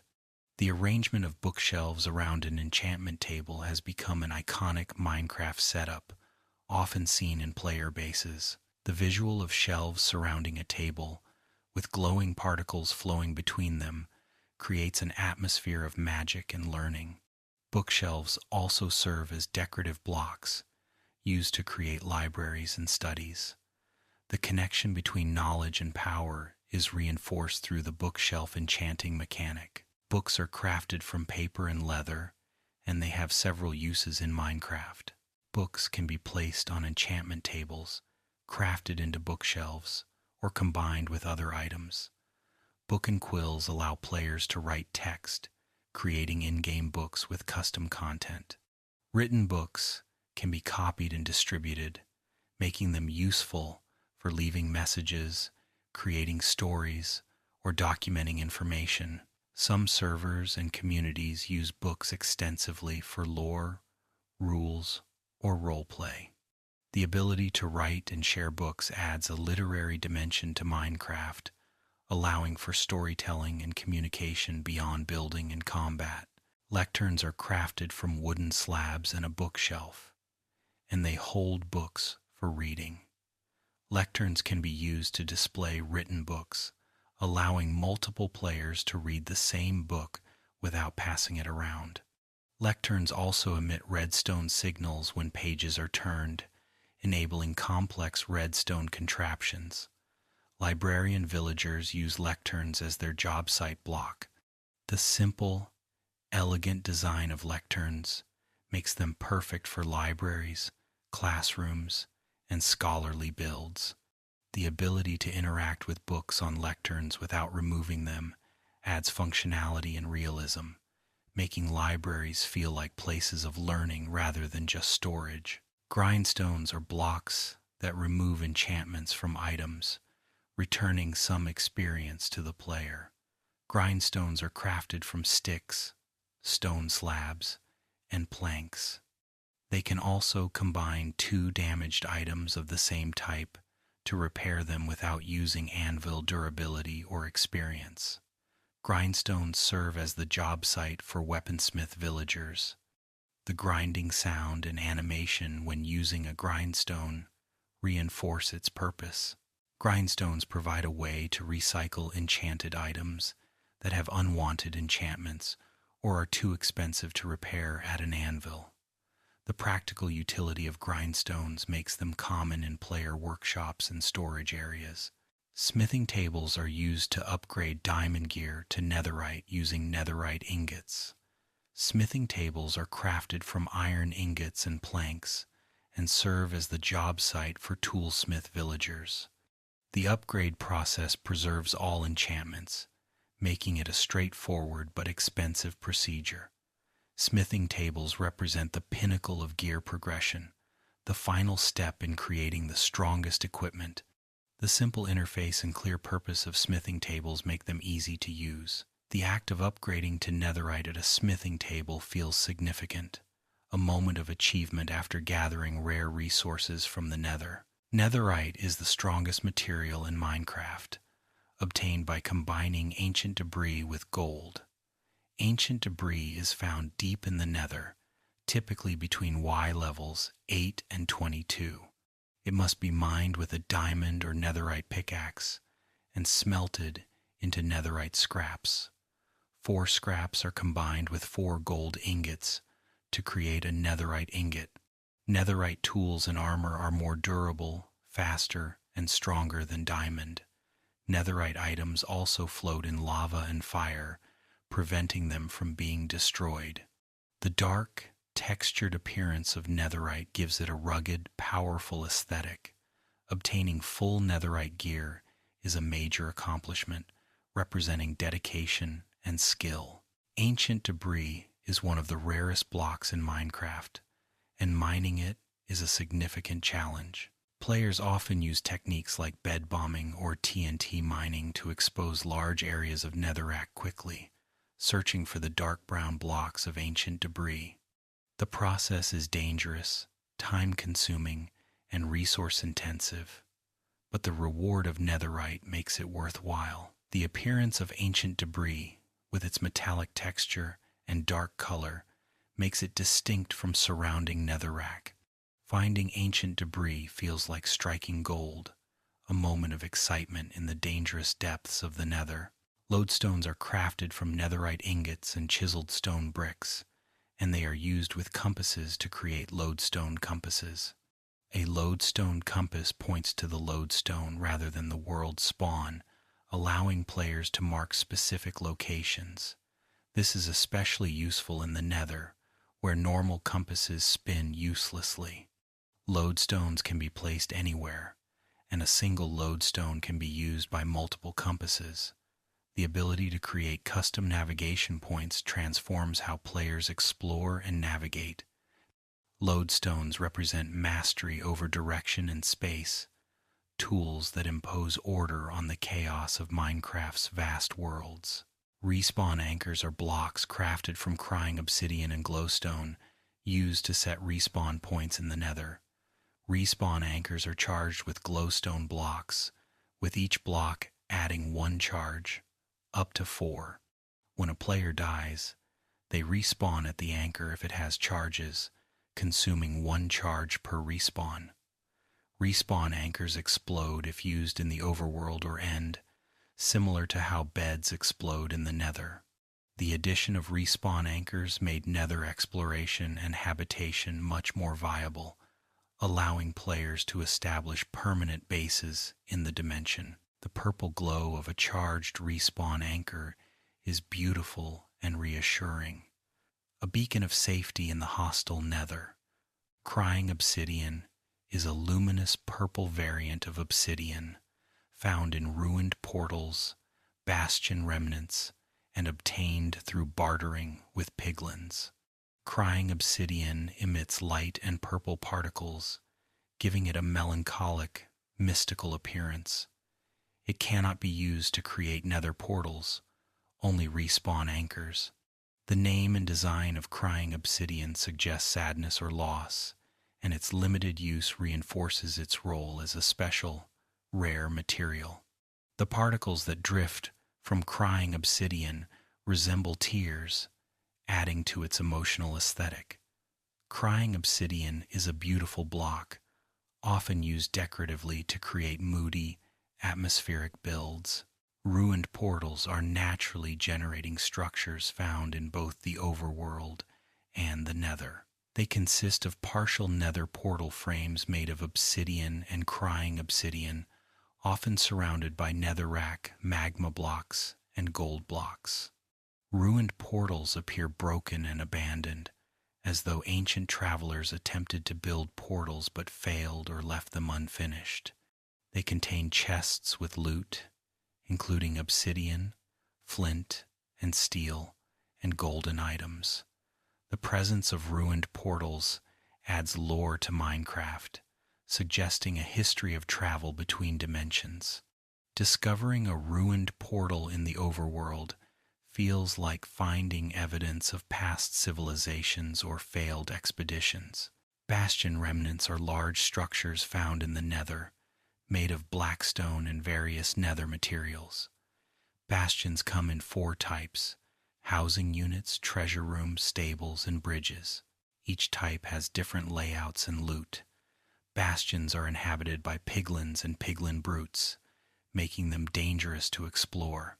The loot in bastions includes netherite upgrade templates, ancient debris, enchanted gear, and gold.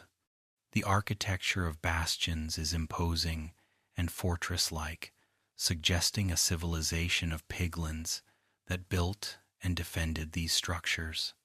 Exploring bastions requires strategy, as piglins attack players not wearing gold armor, and piglin brutes attack on sight regardless.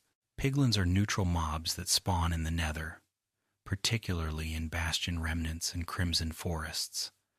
Piglins wear golden armor and wield golden swords or crossbows.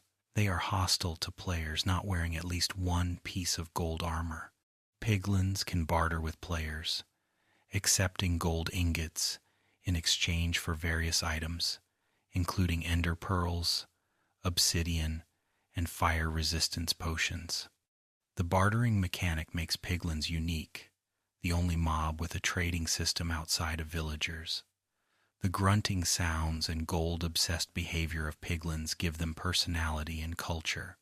Piglins represent a society that values gold above all, and interacting with them feels like engaging with an alien economy. Piglin brutes are stronger, aggressive variants of piglins found exclusively in bastion remnants. Brutes wear golden armor and wield golden axes, attacking players on sight regardless of gold armor. They do not barter and drop golden axes when killed. Brutes serve as guards and protectors of bastions, making exploration more dangerous. Their aggressive behavior and higher health make them formidable opponents. The presence of brutes adds tension to bastion exploration, as players must be prepared for combat even if they wear gold armor. Brutes embody the martial strength of piglin society, warriors dedicated to defending their fortresses. Hoglins are hostile mobs found in crimson forests, large pig-like creatures that attack players and other mobs. Hoglins are afraid of warped fungi and respawn anchors, fleeing from them. They are a primary source of food in the nether, dropping pork chops when killed. Hoglins can be bred with crimson fungi, making them farmable. When hoglins enter the overworld, they transform into zoglins after 15 seconds, becoming hostile to everything. The aggressive snorting and charging behavior of hoglins makes them dangerous, especially in groups. Hoglins add life and danger to the nether, creatures that feel wild and untamed. Zoglins are zombified versions of hoglins, created when hoglins spend time outside the nether. Zoglins are hostile to all mobs and players, attacking relentlessly. They do not drop food and cannot be bred or leashed. The transformation from hoglin to zoglin is irreversible, making zoglins a permanent threat. The rotting, decayed appearance of zoglins contrasts with the living hoglins, reinforcing the theme of corruption outside their natural habitat. Zoglins are rarely seen in survival gameplay, but add variety to mob encounters and demonstrate the consequences of removing nether creatures from their environment. Striders are passive mobs that spawn in lava lakes throughout the nether. Striders walk on lava without taking damage and can be ridden by players using saddles. To control a strider, players need a warped fungus on a stick, similar to how pigs are controlled with carrots on sticks. Striders shiver and turn purple when out of lava, taking damage if left in the cold for too long. The ability to ride striders across lava lakes makes nether navigation much safer and easier. The long legs and unusual appearance of striders make them endearing, and many players name and care for their striders. Striders represent adaptation, creatures perfectly suited to the hostile lava-filled nether. Warped forests are nether biomes, characterized by their cyan and turquoise color palette, with warped fungi, warped stems, and twisting vines covering the landscape. Warped forests are one of the safest biomes in the nether, as endermen are the primary mob that spawns there, and they are neutral unless provoked. The eerie blue-green glow of warped forests creates an alien atmosphere, unlike anywhere else in Minecraft. The tall, warped fungi tower like strange trees, and the ground is covered in warped nelium and roots. The relative safety of warped forests makes them ideal for building nether bases or farms. The sound design in warped forests is subtle and ambient, with distant echoes and soft particle effects adding to the otherworldly feeling. Crimson forests are nether biomes dominated by red and dark crimson blocks, including crimson fungi, crimson stems, and weeping vines. Crimson forests are more dangerous than warped forests, as they spawn hoglins, piglins, and zombified piglins. The deep red color scheme creates a hellish, foreboding atmosphere. Crimson fungi can be used to breed hoglins and craft crimson planks, making the biome valuable for resources. The contrast between crimson and warped forests shows the duality of the nether, one side red and violent, the other blue and eerie. Walking through a crimson forest feels oppressive, the red haze and hostile mobs creating constant tension.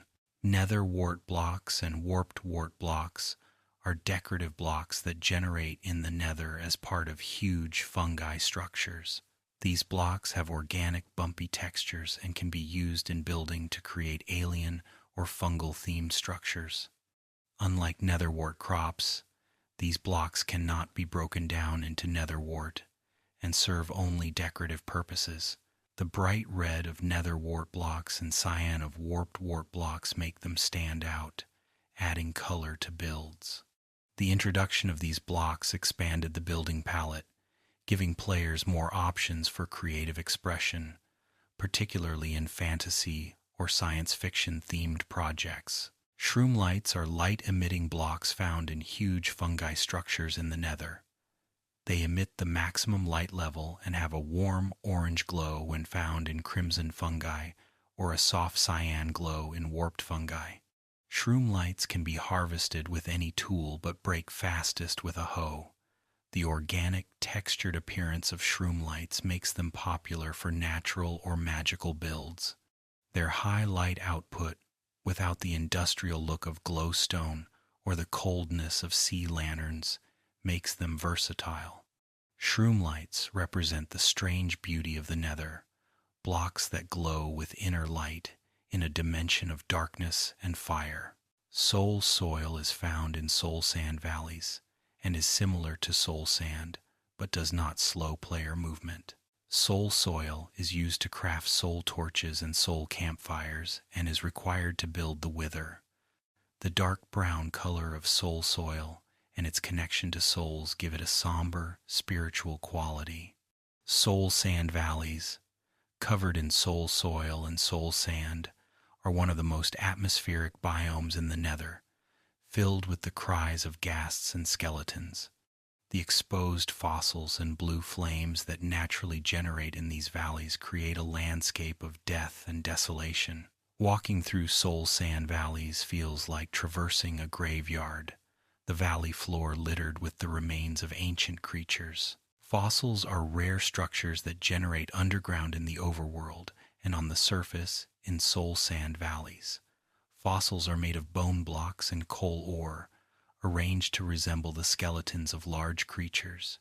Their appearance suggests that enormous animals once existed in Minecraft's world, now long extinct. The discovery of a fossil underground is always surprising, a reminder of the game's hidden secrets. Fossils serve no gameplay purpose but add lore and atmosphere, evidence of a world with history and mystery. The sight of a massive rib cage or skull made of bone blocks sparking curiosity about what these creatures were and what happened to them. Bone blocks are decorative blocks crafted from bone meal or found in fossils. They have a distinct texture resembling compressed bones and are primarily used for building. Bone blocks are efficient for storing bone meal, as 9 bone meal creates 1 bone block. The pale, off-white color of bone blocks makes them useful for creating skeletal structures, archaeological sites, or clean, modern builds. The sound of walking on bone blocks is unique, a hollow, rattling noise that reinforces their composition. Bone blocks connect the player to the skeletons they defeat, transforming combat drops into building materials. Composters are blocks that convert plant materials into bone meal. Players can fill composters with crops, seeds, leaves, and other organic items, and once full, the composter produces bone meal. Composters provide a renewable source of bone meal, reducing the need to farm skeletons. The composting mechanic encourages sustainable farming, as excess crops can be recycled into fertilizer. Composters serve as the job site block for farmer villagers. The layered appearance of a filling composter and the sound of items being added create satisfying feedback. Composters represent the cycle of growth and decay, turning waste into nourishment. Bone meal is used to instantly grow crops, saplings, and other plants. It can also be used to generate flowers, grass, and other vegetation on grass blocks. Bone meal is one of the most useful items in Minecraft, accelerating farming and allowing for instant tree growth. The white particles that appear when bone meal is used create a visual of growth and vitality. Bone meal is obtained by crafting bones dropped by skeletons or by using composters. The ability to speed up natural processes makes bone meal feel almost magical, a powder that brings life wherever it is applied. Saplings are young trees that can be planted and grown using bone meal or by waiting for them to mature naturally. There are several types of saplings corresponding to different tree species: oak, birch, spruce, jungle, acacia, dark oak, and the nether variants, crimson and warped fungi. Each tree type has unique wood colors and growth patterns. Planting and growing trees is one of the first renewable resource systems players learn. The satisfaction of watching a sapling grow into a full tree, whether instantly with bone meal or over time, creates a sense of progress and cultivation. Trees are essential for survival, providing wood for tools, building, and fuel. Oak trees are the most common trees in Minecraft. Found in many biomes, oak wood has a medium brown color and is versatile for building. Oak trees occasionally grow with bee nests attached, providing access to bees and honey. The familiarity of oak trees makes them comforting, a constant presence throughout the overworld. Oak leaves have a chance to drop apples, making oak trees valuable for food as well as wood. The sturdy, classic appearance of oak wood makes it a favorite for traditional and rustic builds. Birch trees have white bark with black spots and light-colored wood. Birch forests are common and provide a clean, bright aesthetic. Birch wood is popular for modern and minimalist builds due to its pale color. The tall, slender trunks of birch trees and the uniform appearance of birch forests create a serene, orderly atmosphere. The contrast between the white bark and green leaves is visually striking. Birch trees grow quickly and uniformly, making them efficient for tree farming. Spruce trees are tall, coniferous trees with dark brown wood and a tapered shape. Spruce trees are found in taiga biomes and can grow in multiple sizes, from small to massive. The dark color of spruce wood makes it popular for cabin and medieval builds. Large spruce trees have thick trunks and branches, creating impressive natural structures. The dense foliage of spruce forests blocks light, creating shadowy, mysterious environments.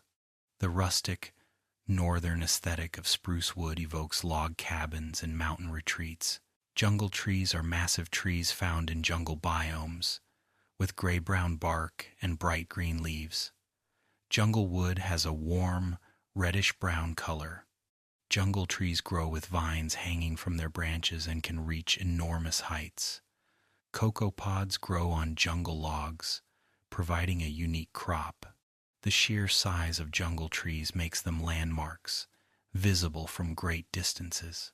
Harvesting a full jungle tree yields large amounts of wood, making them valuable despite being difficult to cut down completely.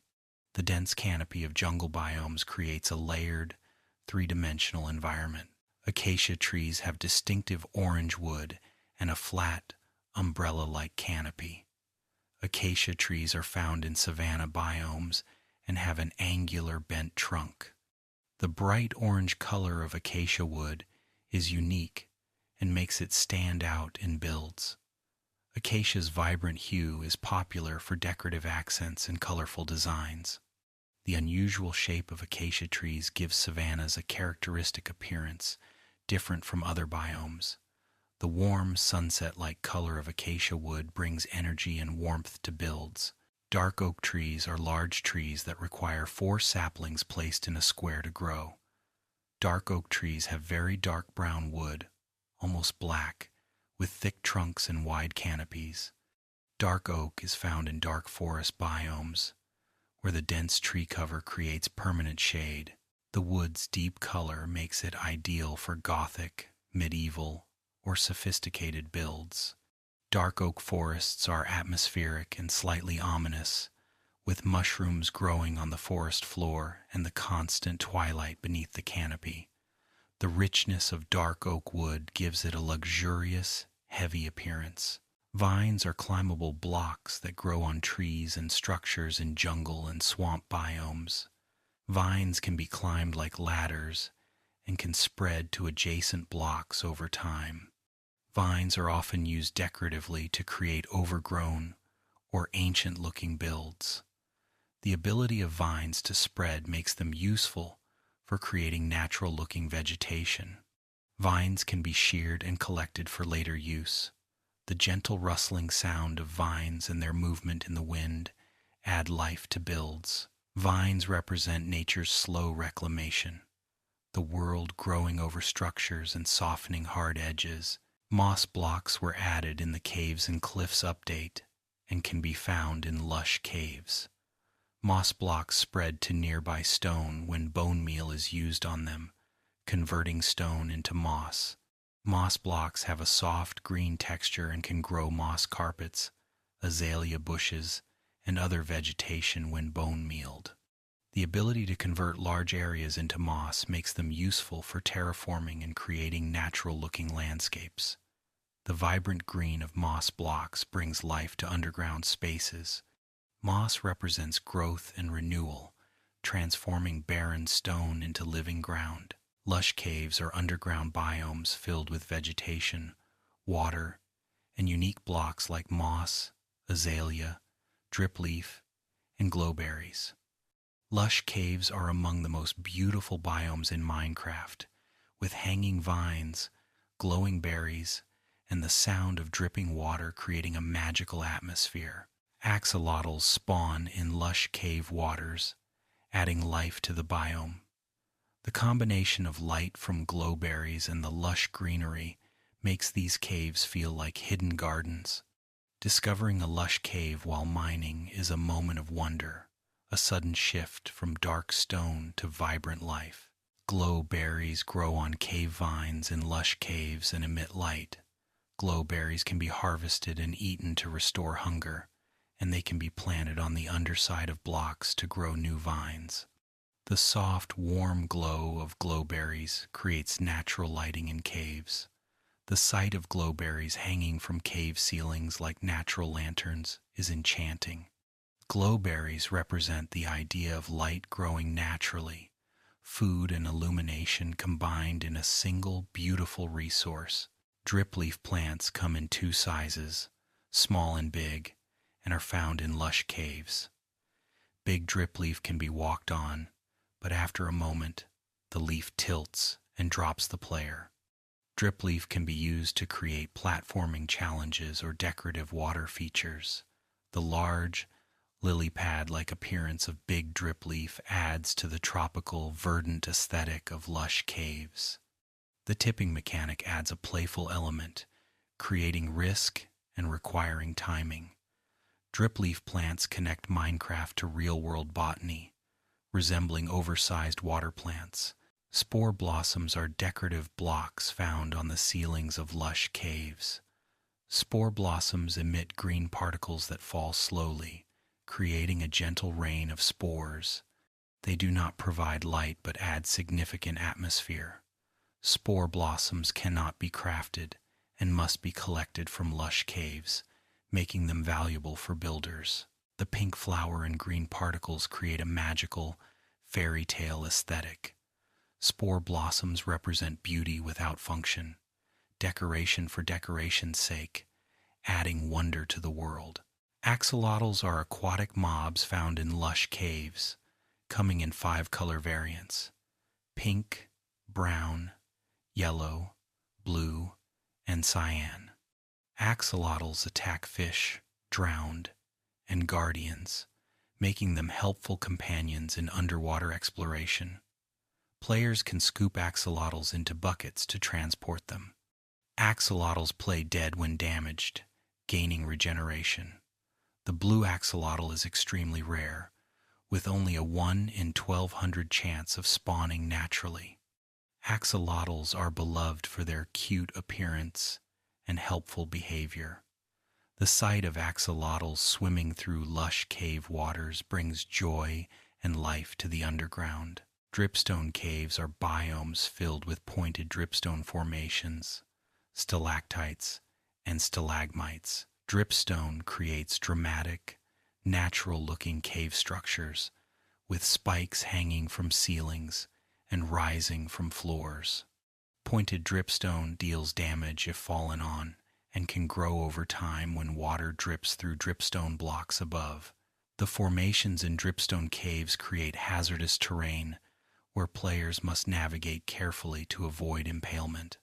The echo of water dripping and the sharp angular formations give dripstone caves a tense, dangerous atmosphere.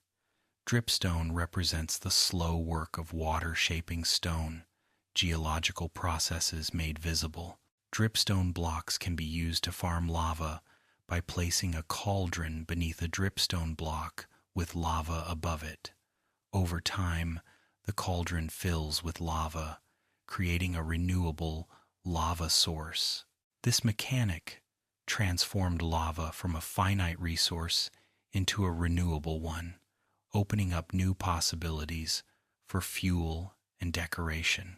The slow drip of lava into the cauldron requires patience, but provides infinite lava eventually. Dripstone lava farms are both practical and aesthetically pleasing, the sight of lava dripping slowly, creating a hypnotic effect.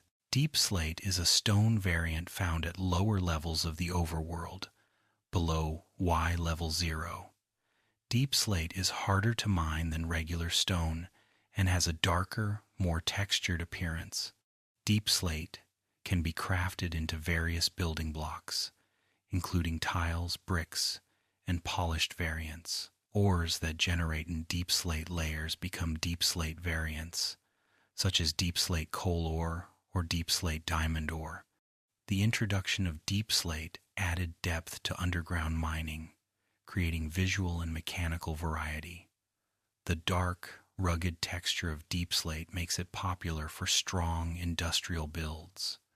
Deep slate represents the deep foundations of the world, the ancient stone that underlies everything.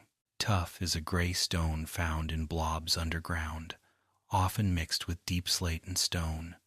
Tuff has no special properties but provides a different texture for building. The name tuff refers to a real volcanic rock, grounding Minecraft in geological reality. Tuff's muted color makes it useful for creating contrast in builds. While not as popular as other stone types, tuff adds variety and options for builders seeking specific aesthetics. Tuff represents the subtle details that make Minecraft's underground interesting and varied. Calcite is a white stone found in geodes, alongside amethyst. Calcite has a clean, smooth appearance and is purely decorative. The bright white color of calcite contrasts beautifully with darker stones, making it useful for accents and patterns.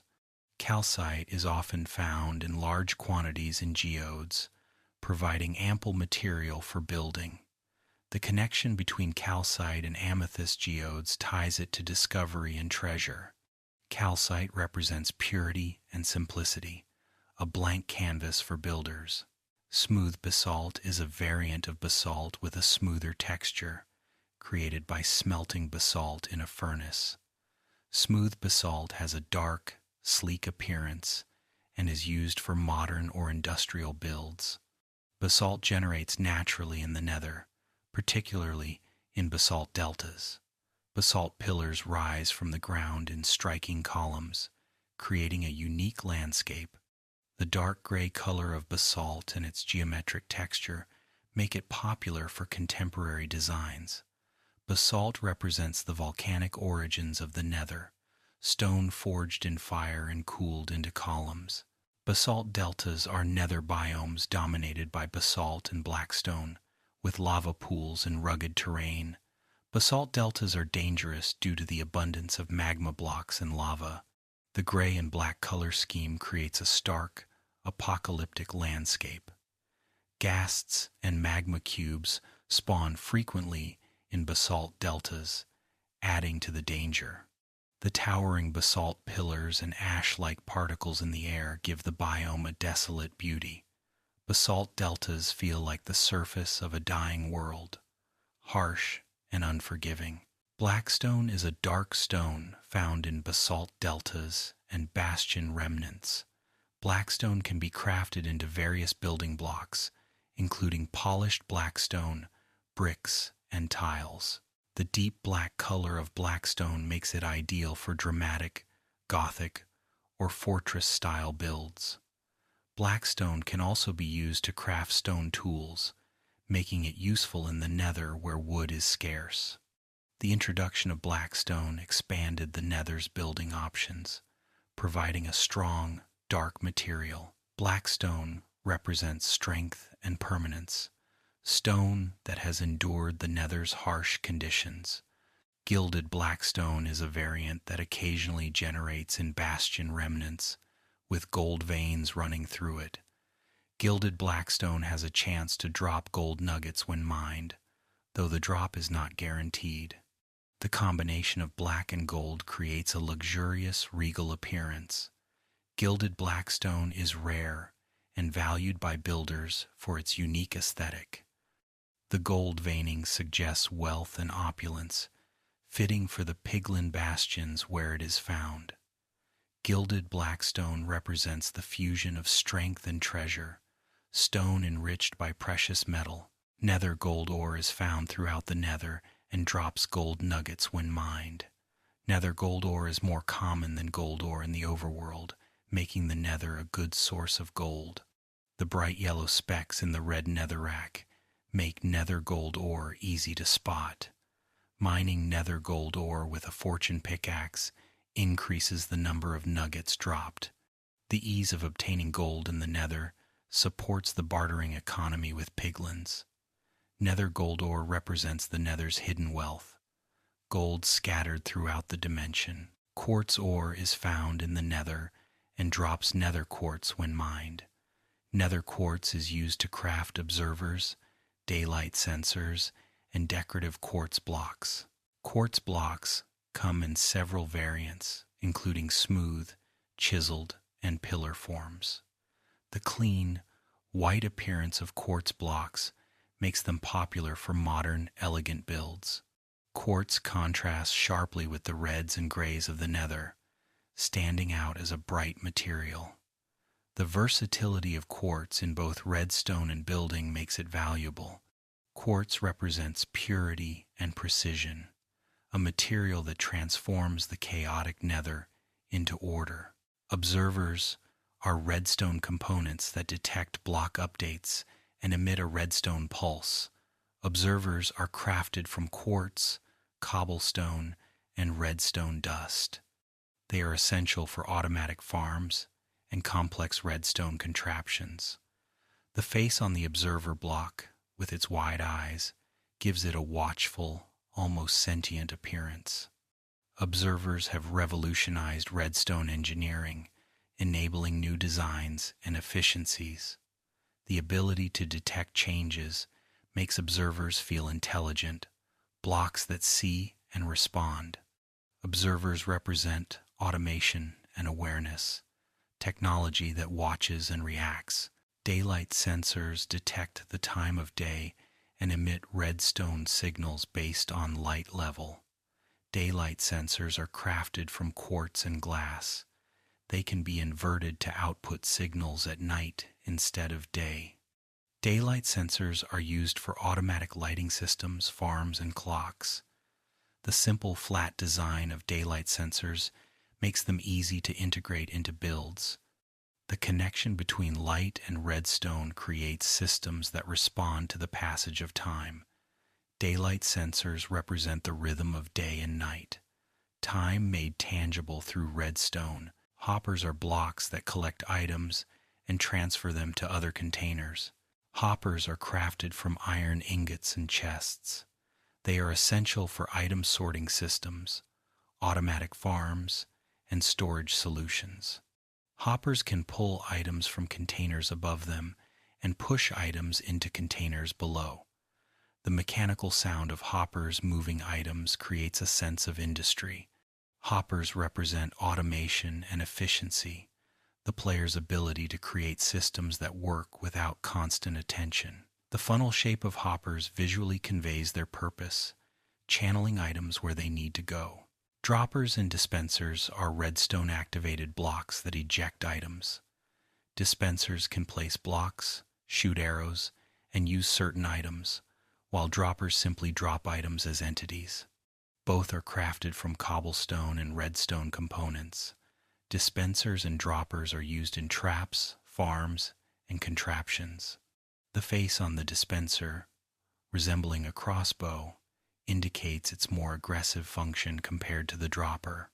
The versatility of these blocks makes them staples of redstone engineering.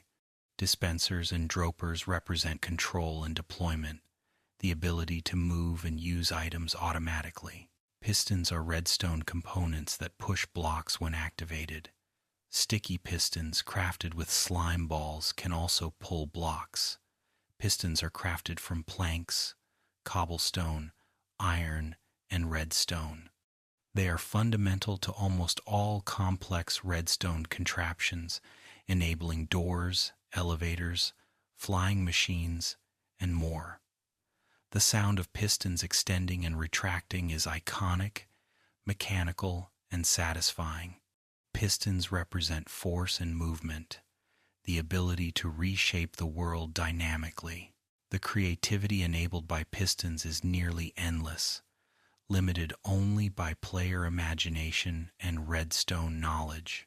Slime blocks are bouncy blocks crafted from slime balls dropped by slimes. Entities that land on slime blocks bounce high into the air. Slime blocks stick to most blocks when moved by pistons, allowing for complex moving structures. Slime blocks and honey blocks together enable incredibly sophisticated contraptions, including flying machines. The bright green color and gelatinous texture of slime blocks make them visually distinct. The bounce and movement properties create playful, dynamic builds. Slime blocks represent elasticity and connection, materials that bring motion and flexibility to static worlds. Slimes are hostile mobs that spawn in swamp biomes at night and in slime chunks underground. Slimes come in 3 sizes: large, medium, and small. Large slimes split into medium slimes when killed, which split into small slimes. Slimes drop slime balls, which are essential for crafting sticky pistons and leads. The hopping movement and cubical shape of slimes make them unique among Minecraft mobs. Finding slime chunks requires either luck or knowledge of the world seed, creating a hunt for these rare spawning locations. Slimes represent adaptability, creatures that divide and persist.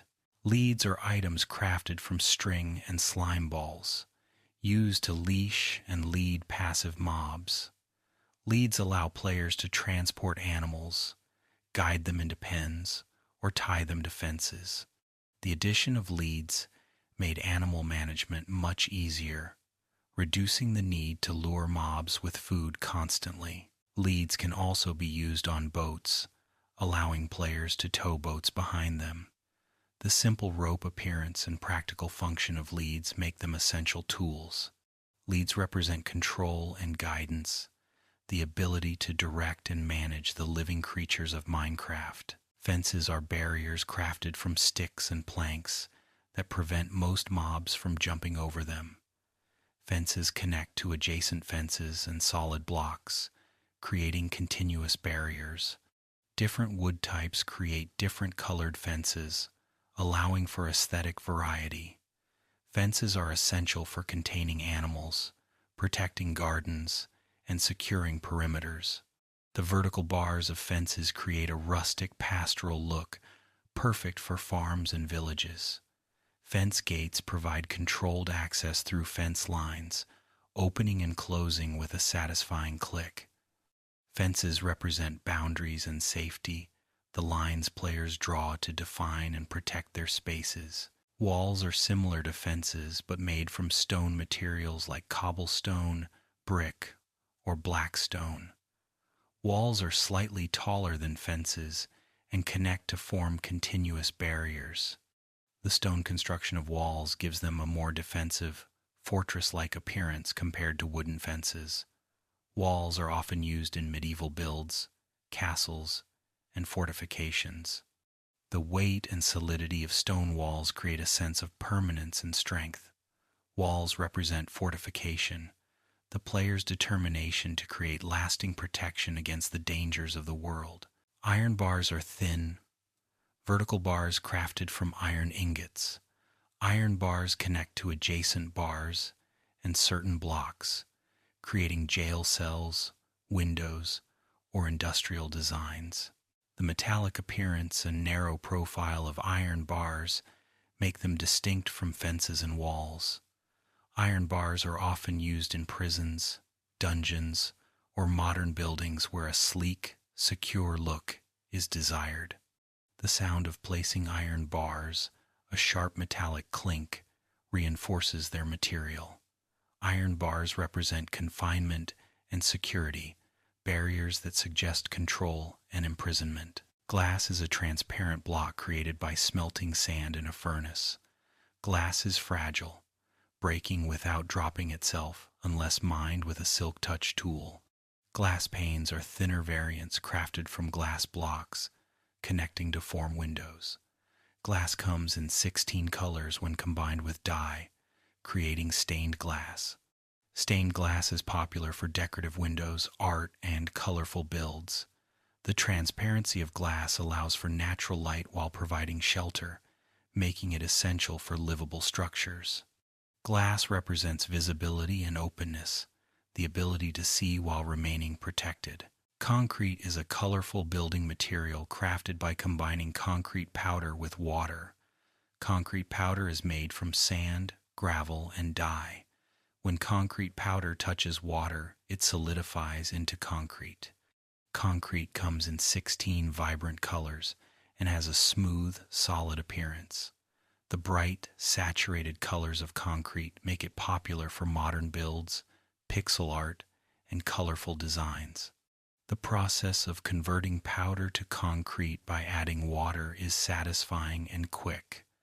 Concrete represents modernity and vibrancy, materials that bring bold color and clean lines to builds. Terracotta is a clay-based block with a muted, earthy color palette. Terracotta can be dyed in 16 colors, creating glazed terracotta with unique patterns when fired in a furnace. Glazed terracotta has directional patterns that can be arranged to create complex designs.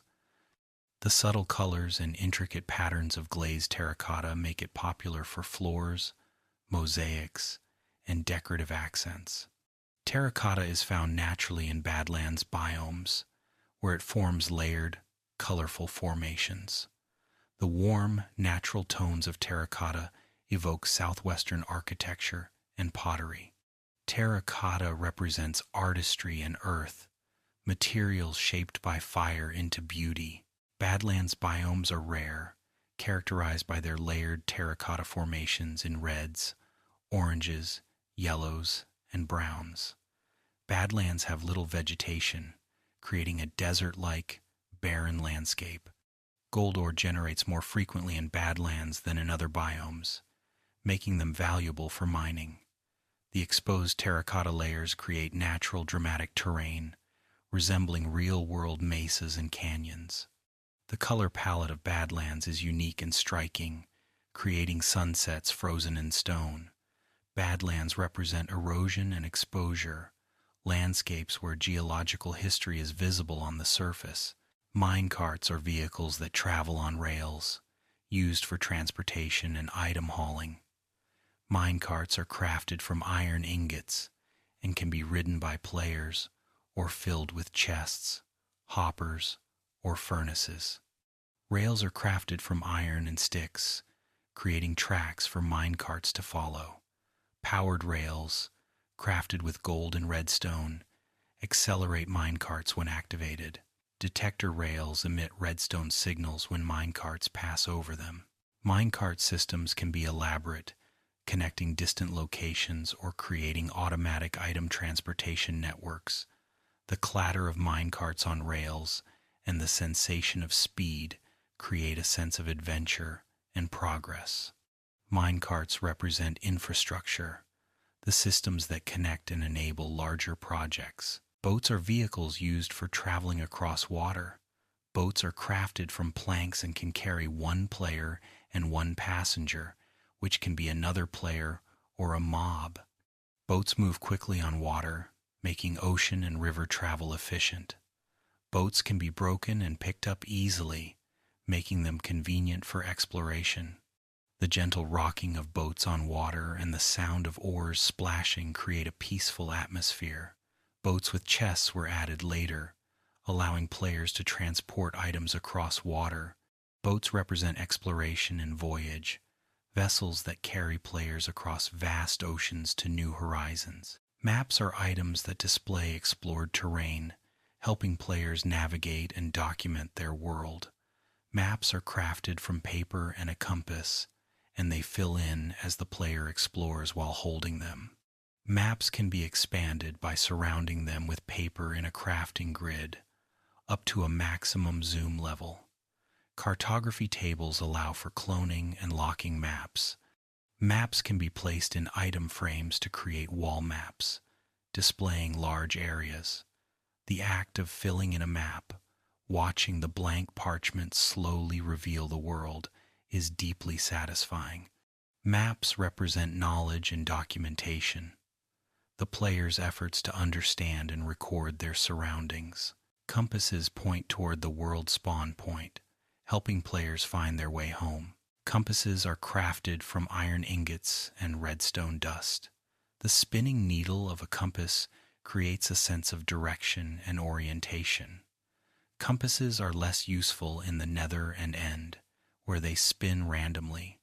The addition of lodestone compasses and recovery compasses expanded the navigation options. Compasses represent guidance and return, tools that always point home, ensuring the player is never truly lost. Clocks display the current time of day, showing sun and moon positions. Clocks are crafted from gold ingots and redstone dust. The face of a clock rotates, indicating whether it is day or night. Clocks are useful in underground bases or the Nether, where the time cannot be seen otherwise. The mechanical ticking implied by the clock's rotation creates a sense of time passing. Clocks represent awareness of cycles, the ability to track day and night even when hidden from the sky. Banners are tall, decorative blocks that can be customized with patterns and colors. Banners are crafted from wool and sticks and can be placed on walls or carried as items. Up to 6 patterns can be layered on a banner, using dyes and pattern items. Banners can display complex designs, from simple stripes to intricate symbols. Shields can be combined with banners to apply the banner's design to the shield. Banners are used for decoration, team identification, and marking locations.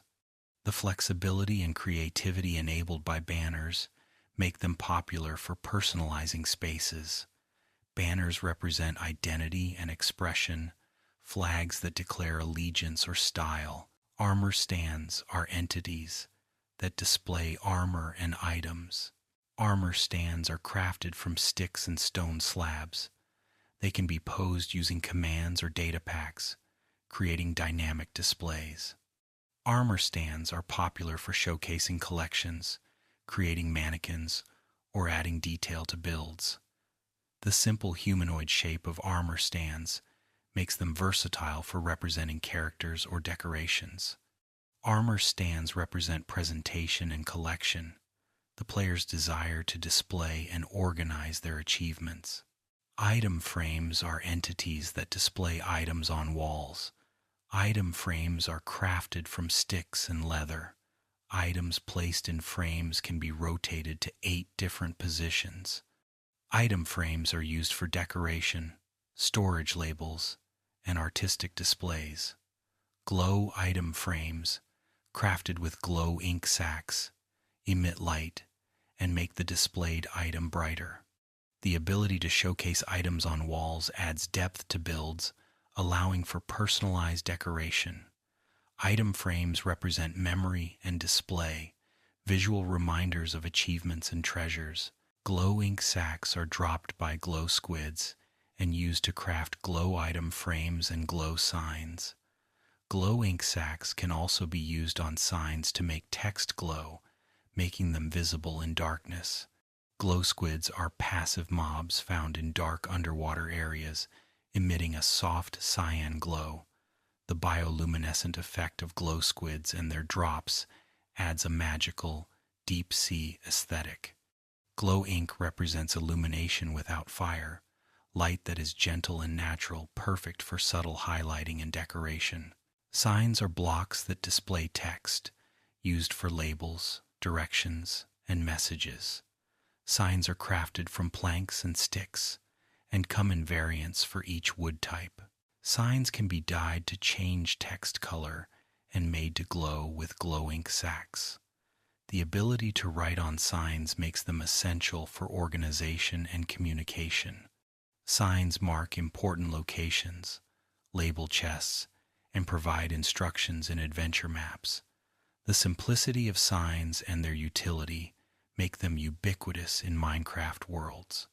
Signs represent communication and permanence, words written in the world itself. Books and quills allow players to write longer texts, creating in-game literature. Written books can be copied, signed, and distributed. Some players create libraries, museums, or storytelling experiences using books.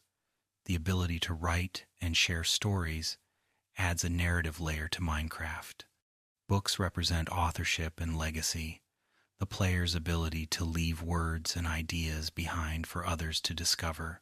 Jukeboxes are blocks that play music discs when inserted. Jukeboxes are crafted from planks and a diamond. Music discs are found in dungeon chests, crafted by having skeletons shoot creepers, or obtained from specific structures. Each disc plays a unique track, ranging from ambient to energetic. The nostalgia and atmosphere created by music discs make jukeboxes popular in bases and gathering spaces. The sound of a disc playing, echoing through a build, creates ambiance and emotion. Jukeboxes represent culture and art, the human desire for music and beauty, even in blocky worlds. Note blocks are redstone components that play musical notes when activated. Note blocks can be tuned by right-clicking, cycling through pitches. Different blocks beneath note blocks change the instrument sound, from piano to bass to bells. Creative players have built elaborate songs and even entire orchestras using note blocks.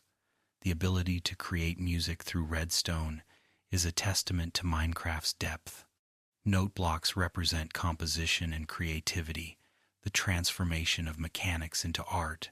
Beacons, already mentioned for their light and effects, also create a pillar of light that pierces the sky, visible from vast distances. This beam is one of the most dramatic visual elements in Minecraft, a marker that can be seen across biomes and through weather. Beacons often serve as navigation landmarks, rally points, or symbols of achievement. The beam rising endlessly upward suggests aspiration and permanence. Beacons represent accomplishment and presence, structures that announce the player's mastery to the entire world. End crystals are entities found on obsidian pillars in the end, healing the Ender Dragon during the boss fight. Players must destroy these crystals to defeat the dragon. End crystals can be crafted from glass, eyes of Ender, and gas tears, and they can be placed on bedrock or obsidian. When placed, they create decorative beams and can be used in aesthetic builds. End crystals explode when damaged, making them dangerous but beautiful. The geometric shape and floating animation of end crystals make them mesmerizing. End crystals represent power and danger, beauty that is volatile and untouchable. Dragon eggs are decorative blocks dropped when the Ender Dragon is defeated for the first time. The dragon egg teleports when clicked, requiring careful techniques to collect. Only one dragon egg exists per world, making it one of the rarest items. The dragon egg has no function beyond decoration and symbolism, representing the ultimate trophy. The black, scaled texture and faint purple particles make the dragon egg visually striking.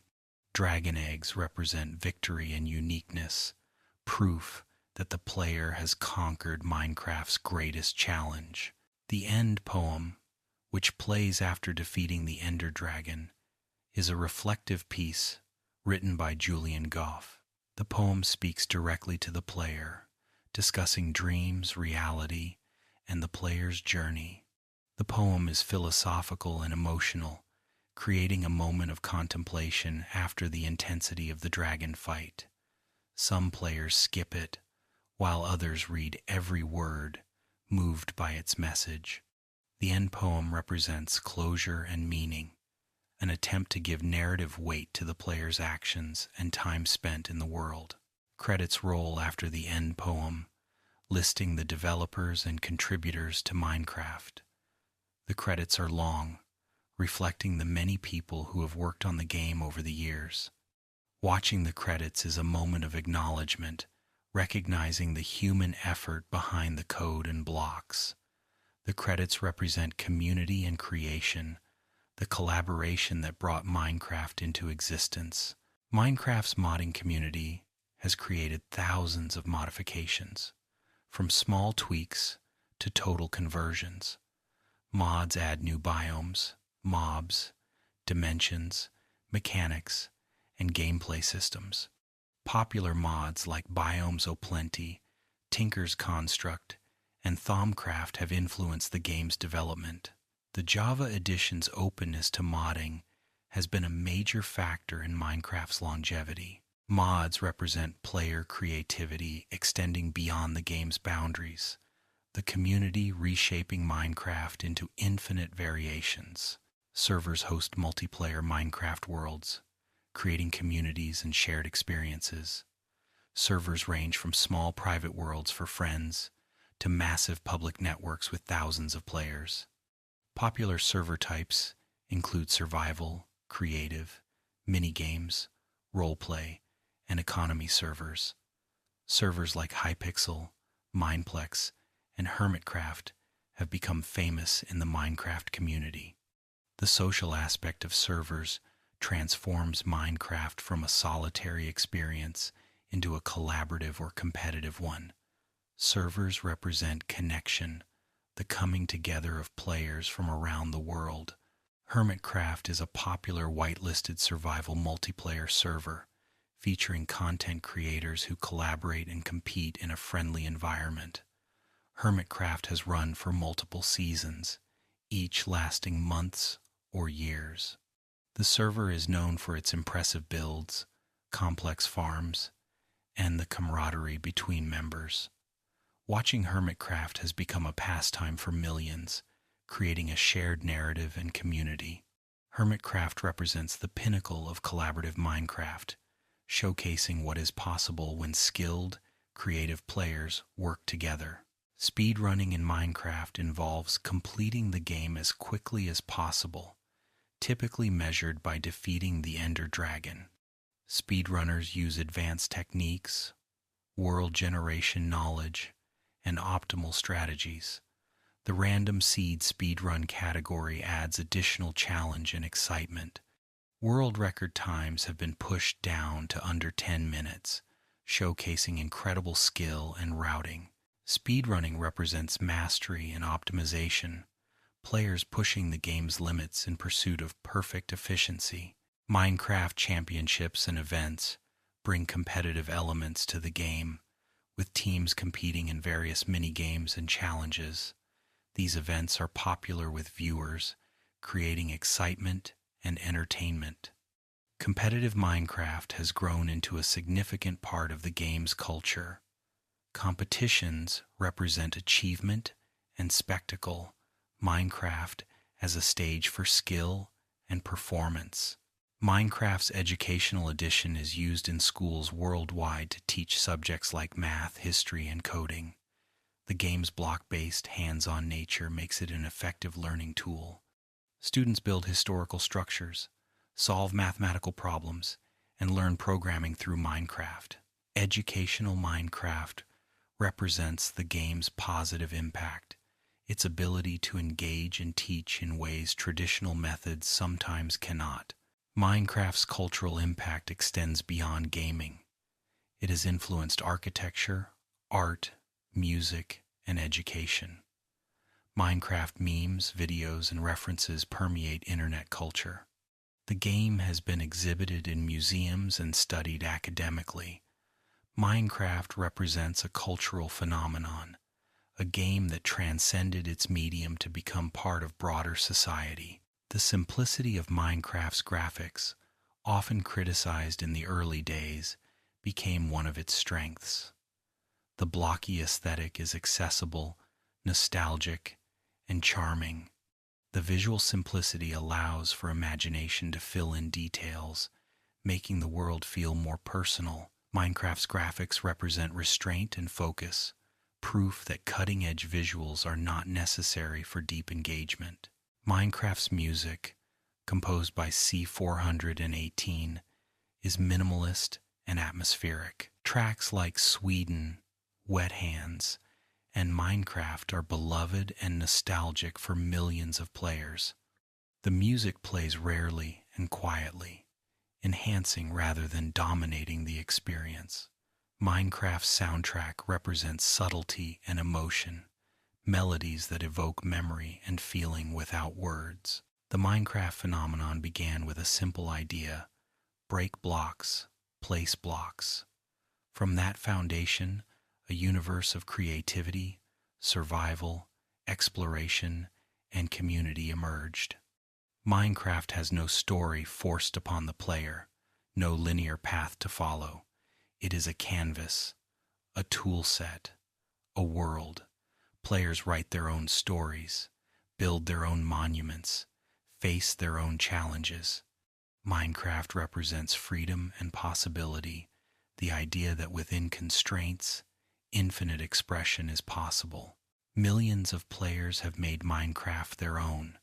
Some build sprawling cities, others survive on skyblocks. Some speedrun, others roleplay. Some play alone, others with friends across the world. Minecraft is different for everyone, yet the core experience remains the same: a player, a world, and the question of what to do next. Minecraft represents personal meaning, each player's journey unique yet connected to millions of others. The longevity of Minecraft is remarkable. Over a decade since its release, the game continues to grow and evolve. Updates add new content, fix issues, and expand possibilities. The community remains vibrant, creating, sharing, and celebrating. Minecraft shows no signs of fading, a testament to its design and the dedication of its players and developers. Minecraft represents endurance, a game that has become timeless.